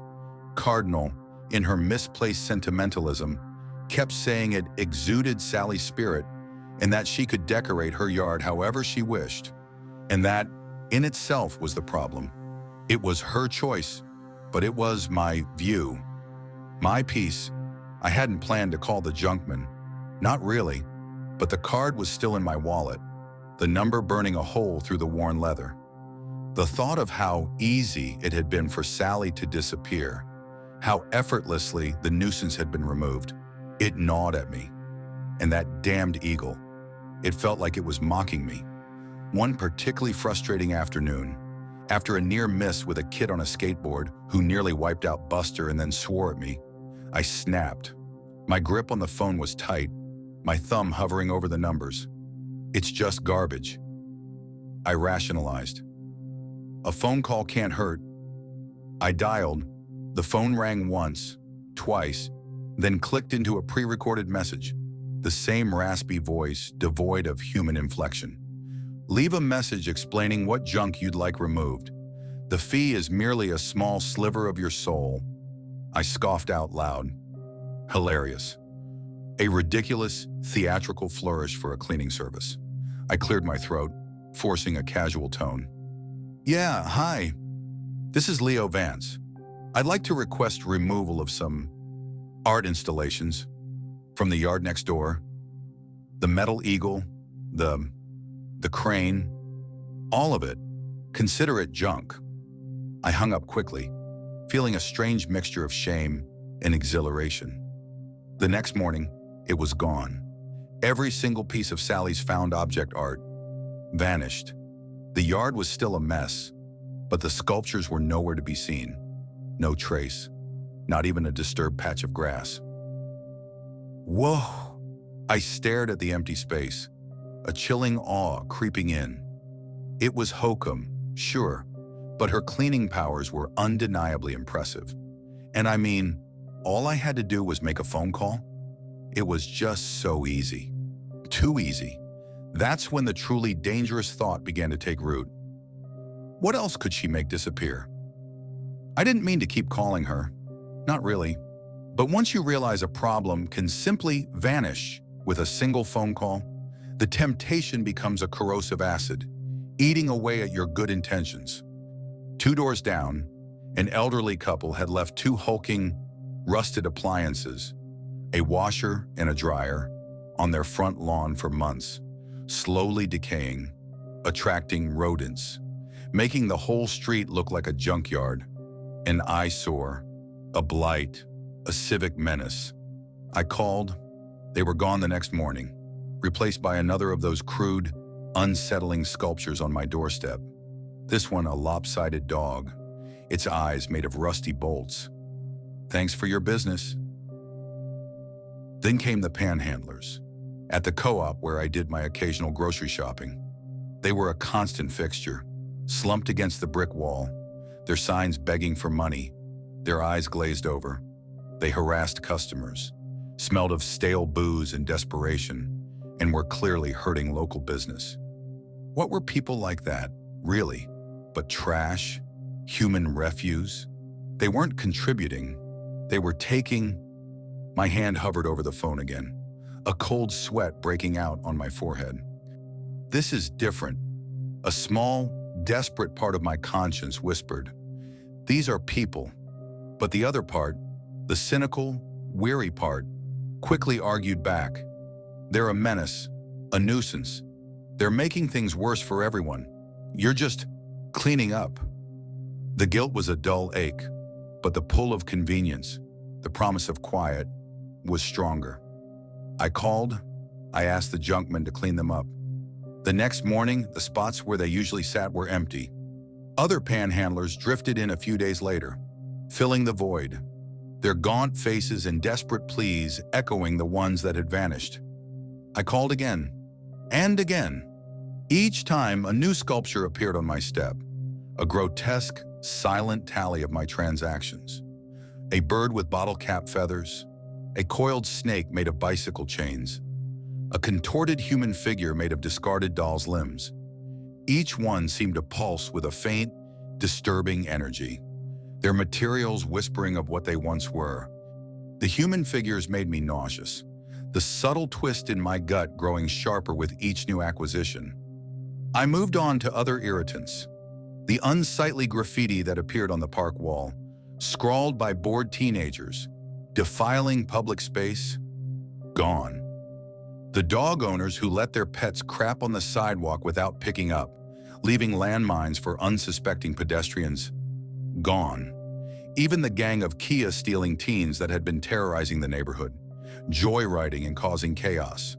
One quick phone call and boom, no more stolen cars. Each time the junk man left her unsettling token, a small, found object animal or figure, always with that chillingly polite note. Thanks for your business, Junkman. Everything was great. The neighborhood, once sliding into a slow decay, seemed to be brightening, clearing. My street was quiet. The constant hum of annoyance had faded. My routines felt safer. I almost felt content. Almost. Because with each successful transaction, a deeper, colder space opened up inside me. A space where the faint echo of my conscience used to reside. The silence was less peaceful now, more unnerving, like the silence in an empty room after a scream has died. Until yesterday, I was nursing a lukewarm cup of coffee on my porch, enjoying the rare quiet, when I saw Cardinal marching towards my house, her face a thundercloud. Buster, sensing her agitation, whined softly at my feet. In her hand, clutched tight, was a small, crude sculpture of a dog. It took me a moment, my mind still half asleep, to realize she hadn't brought it from her yard. She'd picked it up off my front step, and attached to it was the junkman's usual grimy card. My blood ran cold. The coffee sloshed over my hand, but I barely felt it. My heart hammered against my ribs, a trapped bird desperate to escape. The junkman! Cardinal's voice was a low growl, utterly devoid of her usual saccharine sweetness. Her eyes, usually so soft, were piercing, filled with a terrible accusation. You've been calling the junkman, haven't you? Leo? My mind raced, trying to formulate a denial, a distraction. Now, hang on, Cardinal. Why does she leave Sally's sculptures for you as a calling card? Did you call her about Sally? Are you the reason Sally disappeared? She took a step closer, her voice rising, sharp with fury. I'm keeping this sculpture. Something to remember her, seeing as all the other art I had of hers out in my yard has gone missing, along with so many other things that, I guess, were junk to you. The implied accusation, the sheer scale of what she knew, hit me like a physical blow. The shame was scalding, immediately overridden by pure, unadulterated panic. She knew. She had the card. If she called first, if she called and told the junk man to take Pomenum Mamisonum. Whatever happens, Cardinal shouted over her shoulder as she stormed off my porch, the dog sculpture clutched tight in her hand. You brought this on yourself. The words echoed in the sudden silence, chilling me to the bone. You brought this on yourself. She was right. Every step, every call, every vanishing act. I stumbled back inside, my hands shaking so violently I could barely unlock my phone. My mind was a whirlwind of frantic, primal fear. It was her or me. It had to be. It was always a matter of survival. I punched in the junk man's number, my thumb hitting the worn buttons with desperate force. The phone rang. Once, twice. It clicked into the voicemail. Leave a message explaining what junk you'd like removed. The fee is merely a small sliver of your soul. Her, I gasped, my voice barely a whisper, ragged and hoarse. Cardinal, my neighbor. She's causing problems. She's a nuisance. Take her away. My voice broke on the last word. I hung up immediately, slamming the phone down on the table, the plastic vibrating with the force. I stood there, gasping, my chest tight, empty. The air in the room felt thin, suddenly cold. My heart hammered, a frantic drum against my ribs. Buster whimpered, nudging my leg, his soft fur a shocking contrast to the icy dread coiling inside me. It was her or me. I had to do it. There was no other choice. That was the lie I told myself. That was the lie I clung to, even as the truth gnawed at the edges of my sanity. I barely slept. The next morning, I sat on my porch, eyes gritty, stomach churning. The air was thick with the unspoken. Buster sat beside me, his head resting on my knee, occasionally licking my numb hand. My wristwatch felt heavy, its steady tick-tock a mockery of my frantic thoughts. Then I saw her. One of Cardinal's kids, a small girl with braids, bounced out of the front door, backpack swinging, and skipped off to the school bus as if everything were normal. My breath caught in my throat. Shit, I totally forgot about her children. A fresh wave of nausea washed over me. A few minutes later, Cardinal herself emerged, carrying a watering can, heading towards her garden. Her lips thinned when she noticed me, a tight, angry line. She deliberately looked away, overtly ignoring me, turning her back, still pissed, and also, still very much not disappeared. Why had the junk man not taken her away? The silence stretched, thick and oppressive, broken only by the distant hum of traffic and the chirping of birds. My carefully constructed logic began to crumble. I called, leaving several increasingly desperate messages. My voice grew hoarse, my words tumbling out in a frantic, incoherent stream. Why hadn't she gone? Had the junkman not received my request?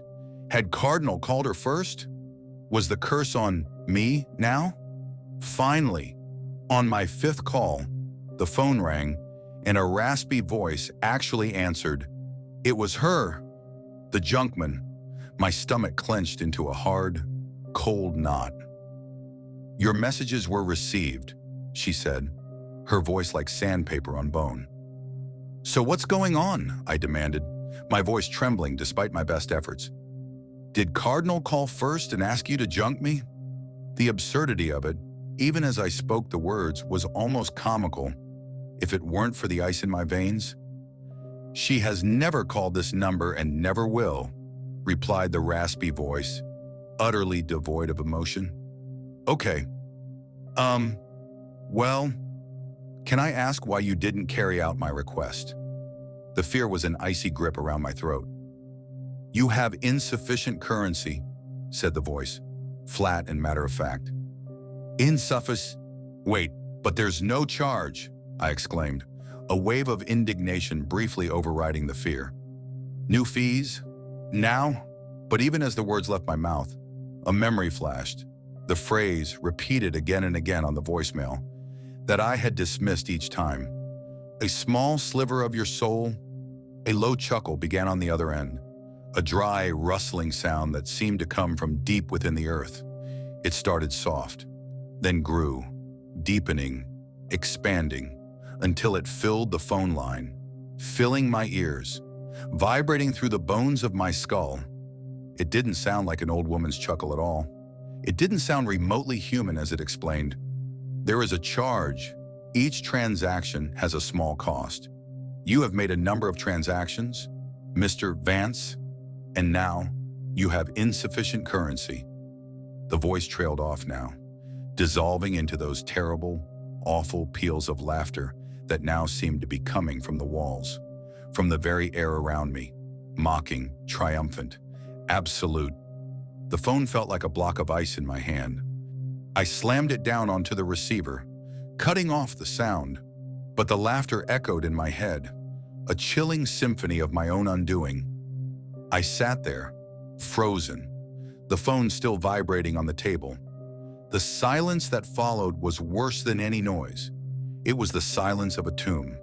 My breath hitched, a raw, ragged sound. Insufficient currency. I had dismissed it as a joke, a metaphor, but now it was stark, terrifying reality. Each time, a sliver, each time, a piece. my memories, my empathy, my very essence. Traded for quiet streets, for disappeared annoyances, traded for a fragile, temporary peace. How do I earn back my currency? Is there any way to reverse the charges? The question was a desperate, childish plea into an uncaring void. The answer, I knew, was no. There was no going back. The laughter echoed, a cold wind through a hollow place. Was this the price for surviving Sycamore Grove? For all the times I'd run and survived when others hadn't? Was every step I took, every breath I drew, just another payment towards a debt I didn't even know I owed? The irony was a bitter taste on my tongue. I had cleaned up the neighborhood, but in doing so, I had emptied myself. I was the last piece of junk, waiting to be collected, and I had no currency left to pay my way out of it. Buster nudged my hand, a warm, insistent presence, a stark reminder of the fragile, precious thing I had left to lose. My watch ticked, a relentless march towards an unknown, horrifying reckoning. Character count, 9-967. The words hit me like a physical blow, stripping the air from my lungs, leaving me cold and hollowed out. 500 million men under arms, the liquidation of 300 million class enemies. My grandmother, my quiet, frail, supposedly Holocaust-escaping grandmother, was not some refugee of Nazi terror. She was a goddamn architect of it, a brutal instrument of a monstrous, world-devouring regime, sent here not to save, but to conquer.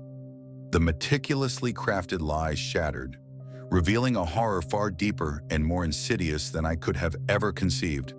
My entire perception of reality, already a fragile thing, imploded, replaced by the chilling, undeniable truth. The universe wasn't just indifferent, it was a weapon, and I, a pathetic, unsuspecting fool, had nearly volunteered to be its trigger. That moment, a scream trapped in my throat, was the culmination of weeks of gnawing doubt, years of misplaced trust, and a lifetime of being inexplicably drawn to the dark currents beneath the world's mundane surface.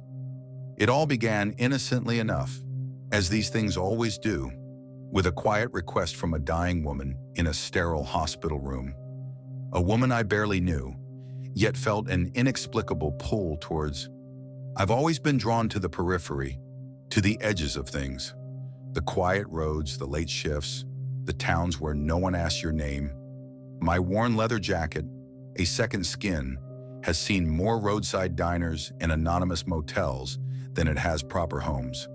It's not a choice so much as a compulsion, a primal need to keep moving, to outrun the phantom chill that always seems to whisper at my heels. I don't know why I'm like this, only that I am, and I've learned, the hard way, that getting too close to anything or anyone is an invitation for the darkness to finally catch up. So, when my grandmother, a woman who treated personal history like classified documents, started to make requests, my internal alarm bells, usually a symphony of paranoia, were surprisingly muted. She was a ghost even before she became one. My paternal grandmother, a private woman, they said, which was family code for her past is a locked vault with no key. German, Silesian, born around 1925.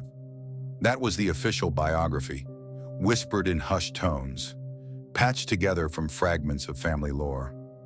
The war, we assumed, had been brutal to her. It was a convenient, universal excuse for trauma, a blank slate onto which we projected our own understanding of suffering. She never spoke of it. Not a single detail before the winter of '45 when she snagged my grandfather, a fresh-faced GI, in Bavaria. A quick romance, a quicker trip back to the States in '47. I imagine the desire to escape a shattered continent played a bigger role than the starry-eyed love. And frankly, I didn't blame her. Survival is a powerful motivator. She was sharp, though. Even my grandfather, a man who saw the world in shades of concrete and steel, admitted she was smarter than him. Physics, she'd studied for a few years in university, There were whispers of her knowing John Wheeler and Hugh Everett, names that, even as a teenager, held a certain weight, but she'd abruptly dropped it all in the early 50s, settling into the domesticity of a proper American housewife. My grandfather had apparently tried to talk her out of it, told her not to waste a brain like that. Her response, as retold by my father, was that she was happy with him, didn't need to change the world. It sounded like a line rehearsed 1,000 times. I never bought it. I wasn't close to either set of grandparents, not in the way kids are in sentimental movies. These ones, my paternal side, lived in another state, compounding the distance. And then there was her privacy, a fortress built brick by meticulous brick. But we did share one thing: history, not the grand narratives of our textbooks, but the dusty, forgotten corners, the what-ifs and the might-have-beens.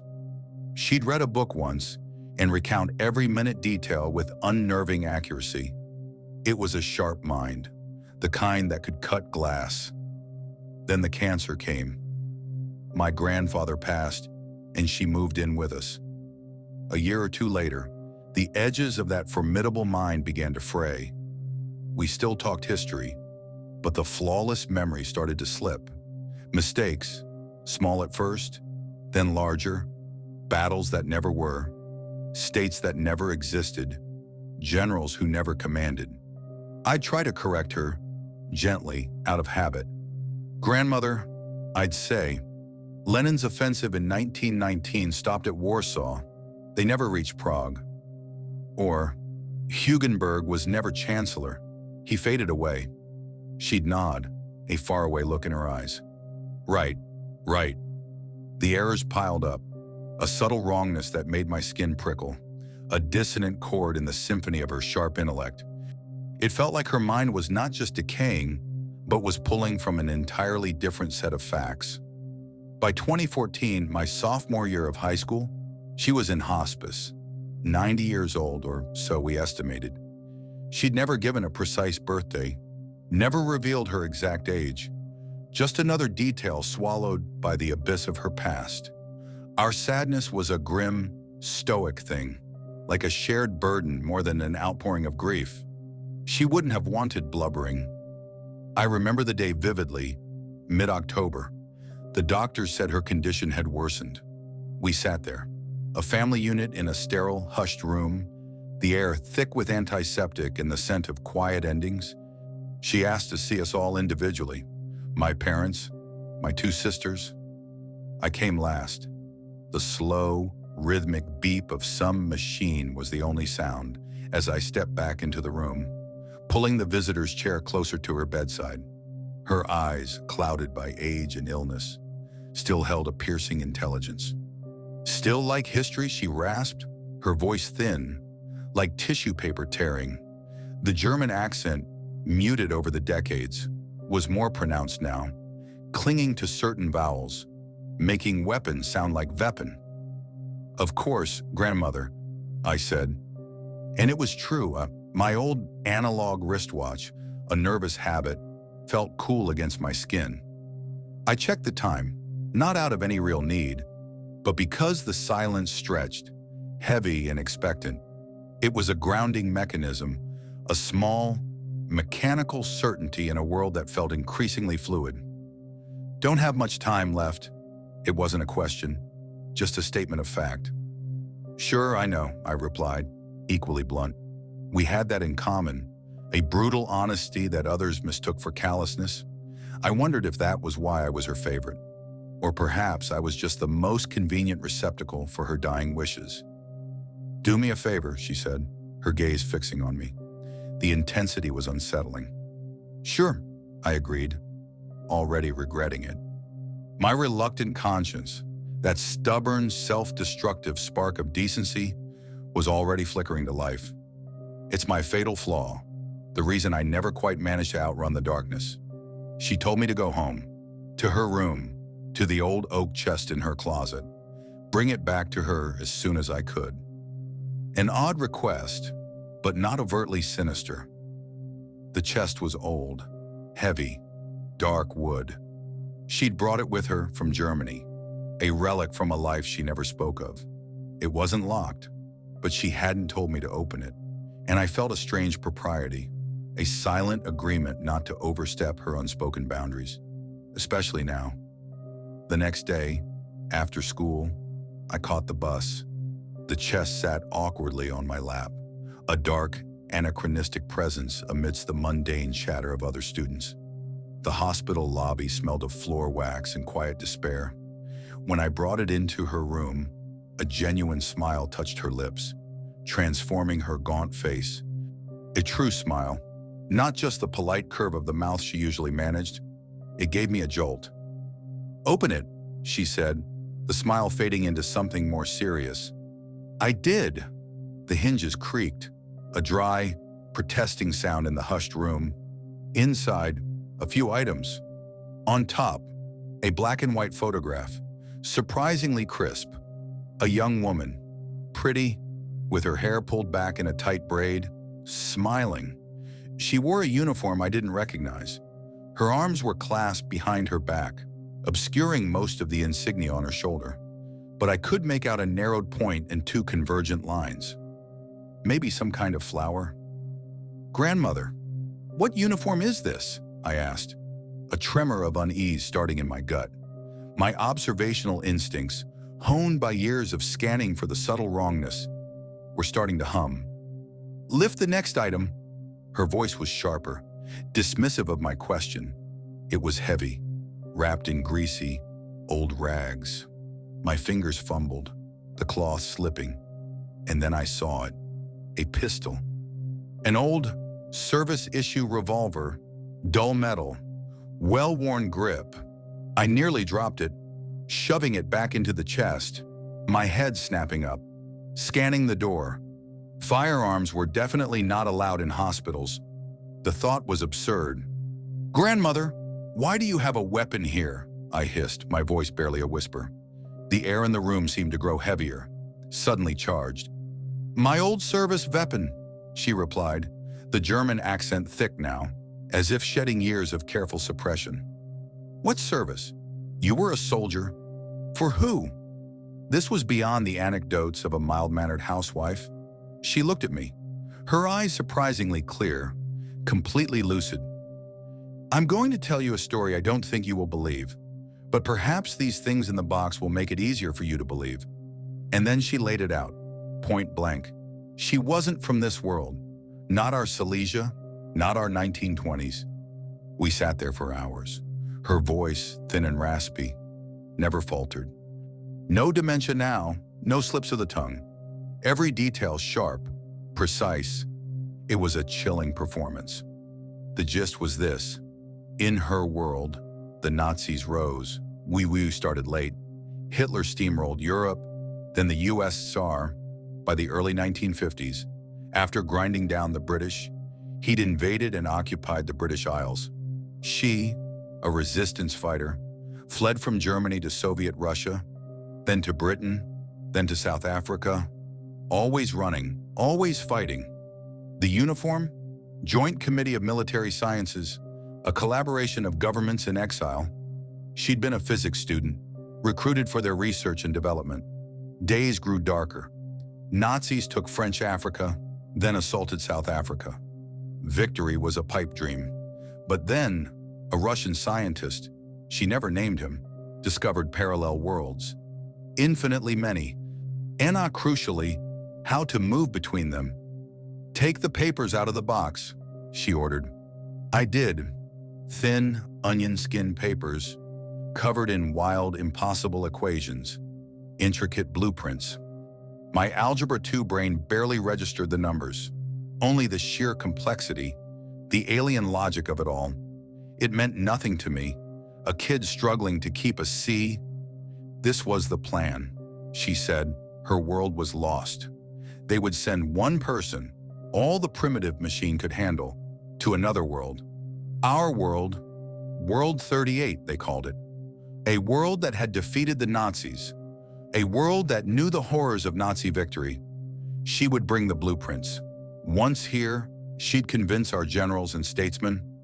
Our scientists would improve the transporter, make it capable of bringing millions. Then, our armies would march into hers, liberate it forever.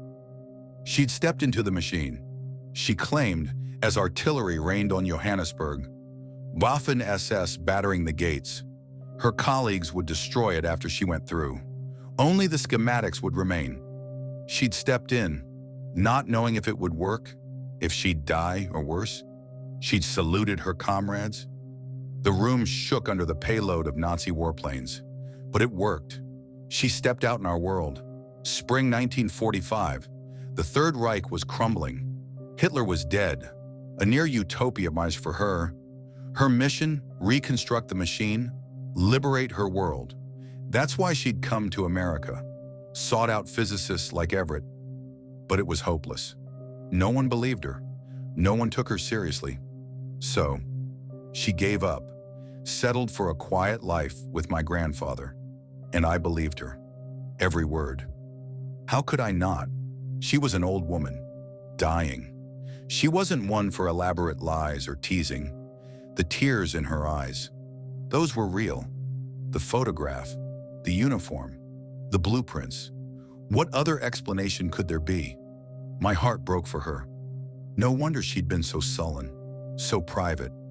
Somewhere out there, her world suffered, languishing under the jackboot. She was their last hope, and she'd failed. Were they still waiting? But she gripped my wrist then, her frail fingers surprisingly strong, digging into my skin.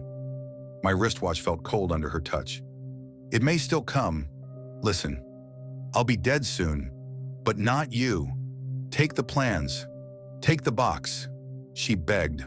Her eyes, filled with an ancient, desperate light, held mine. Please, one day, see that the machine is built. You must, whatever it takes. Billions of women and children across eternity beg rescue. Please do not fail like I did. Liberating a parallel universe from Nazi occupation. A hell of a responsibility to lay on a 15-year-old kid who barely managed to get his laundry done. But her desperation was contagious. Choked up. What could I say?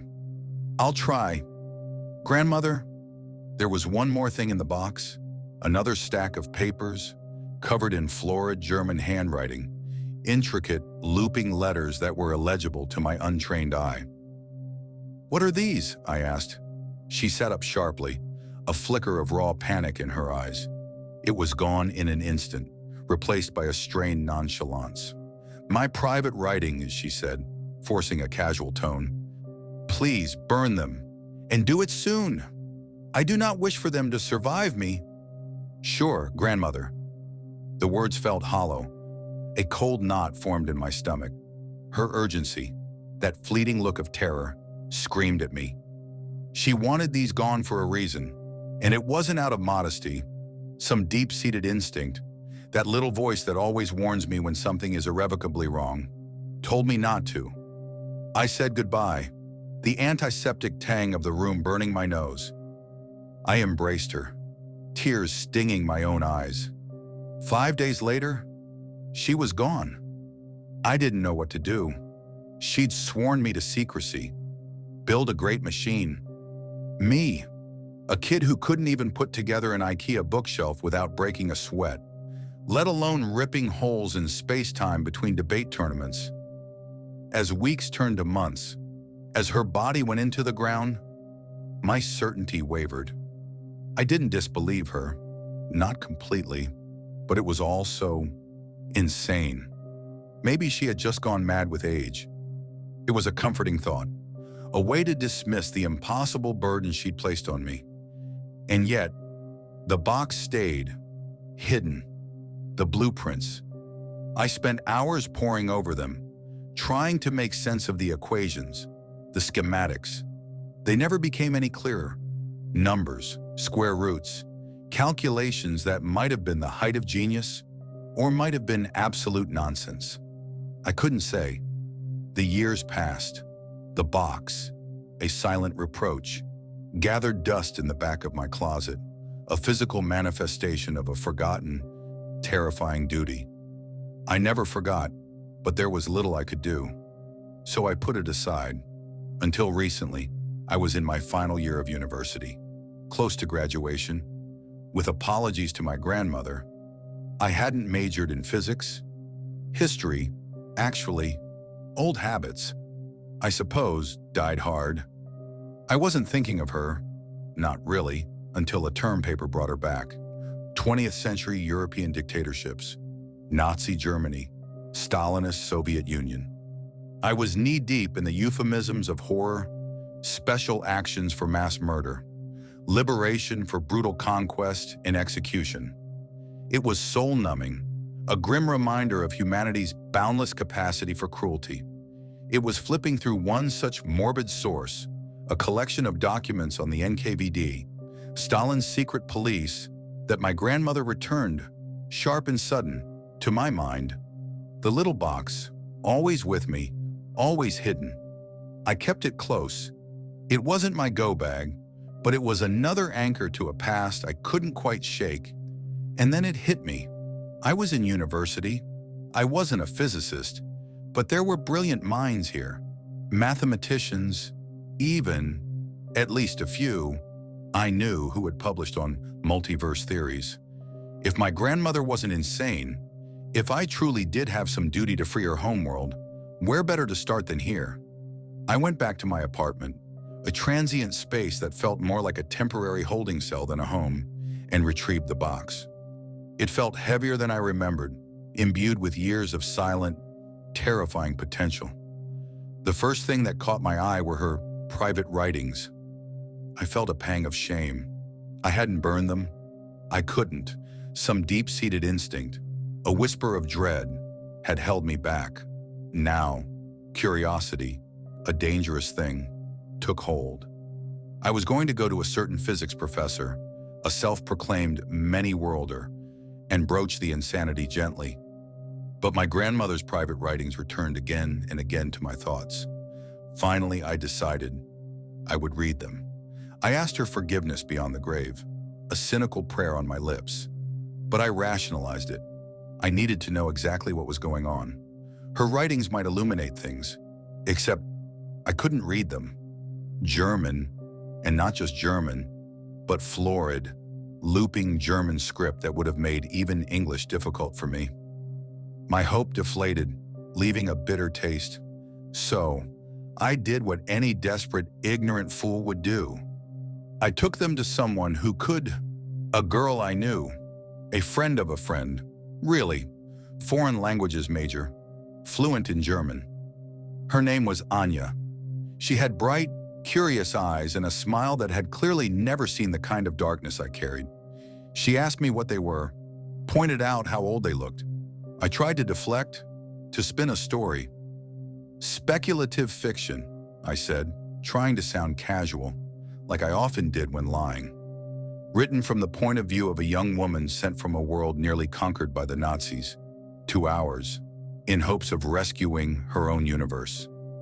She quirked an eyebrow. If you could clearly write fluently in German, what did you need me for? I hadn't thought that far ahead. The lie, flimsy as it was, collapsed. I didn't write it, I admitted. It's complicated. Just please, tell me what it says. My voice was tight. My wristwatch, unseen, was being frantically tapped by my thumb. She shrugged, a gesture of casual acceptance. Then she began to read. Her voice, clear and uninflected, filled my small, anonymous apartment, imbuing the ancient script with a terrifying new life. She finished quickly. There were only about 5 pages. She looked up at me, a blank, almost bored expression on her face. She thought it was just a story, after all.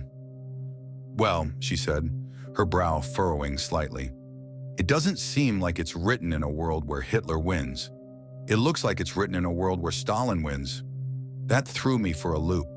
The floor tilted. A cold, heavy pit formed in my stomach, dragging me down. My heart hammered against my ribs, a desperate trapped bird. I asked her to elaborate, to slow down, to tell me what she meant. She said it was a letter from a general of the NKVD, the Soviet secret police, addressed to a subordinate. Comrade Colonel Maria Messer, my grandmother. These weren't her private writings at all. They were writings addressed to her, orders. Anya continued, her voice oblivious to the cosmic horror she was unleashing. In the world of the story, it seemed the Soviet Union had established control over the entire planet. References to Mexican, Yoruba, German, Kurdish, Japanese, even New England Soviet republics. Not enough information to reveal precisely how, but somehow, mankind was subject to a globe-spanning Stalinist dictatorship.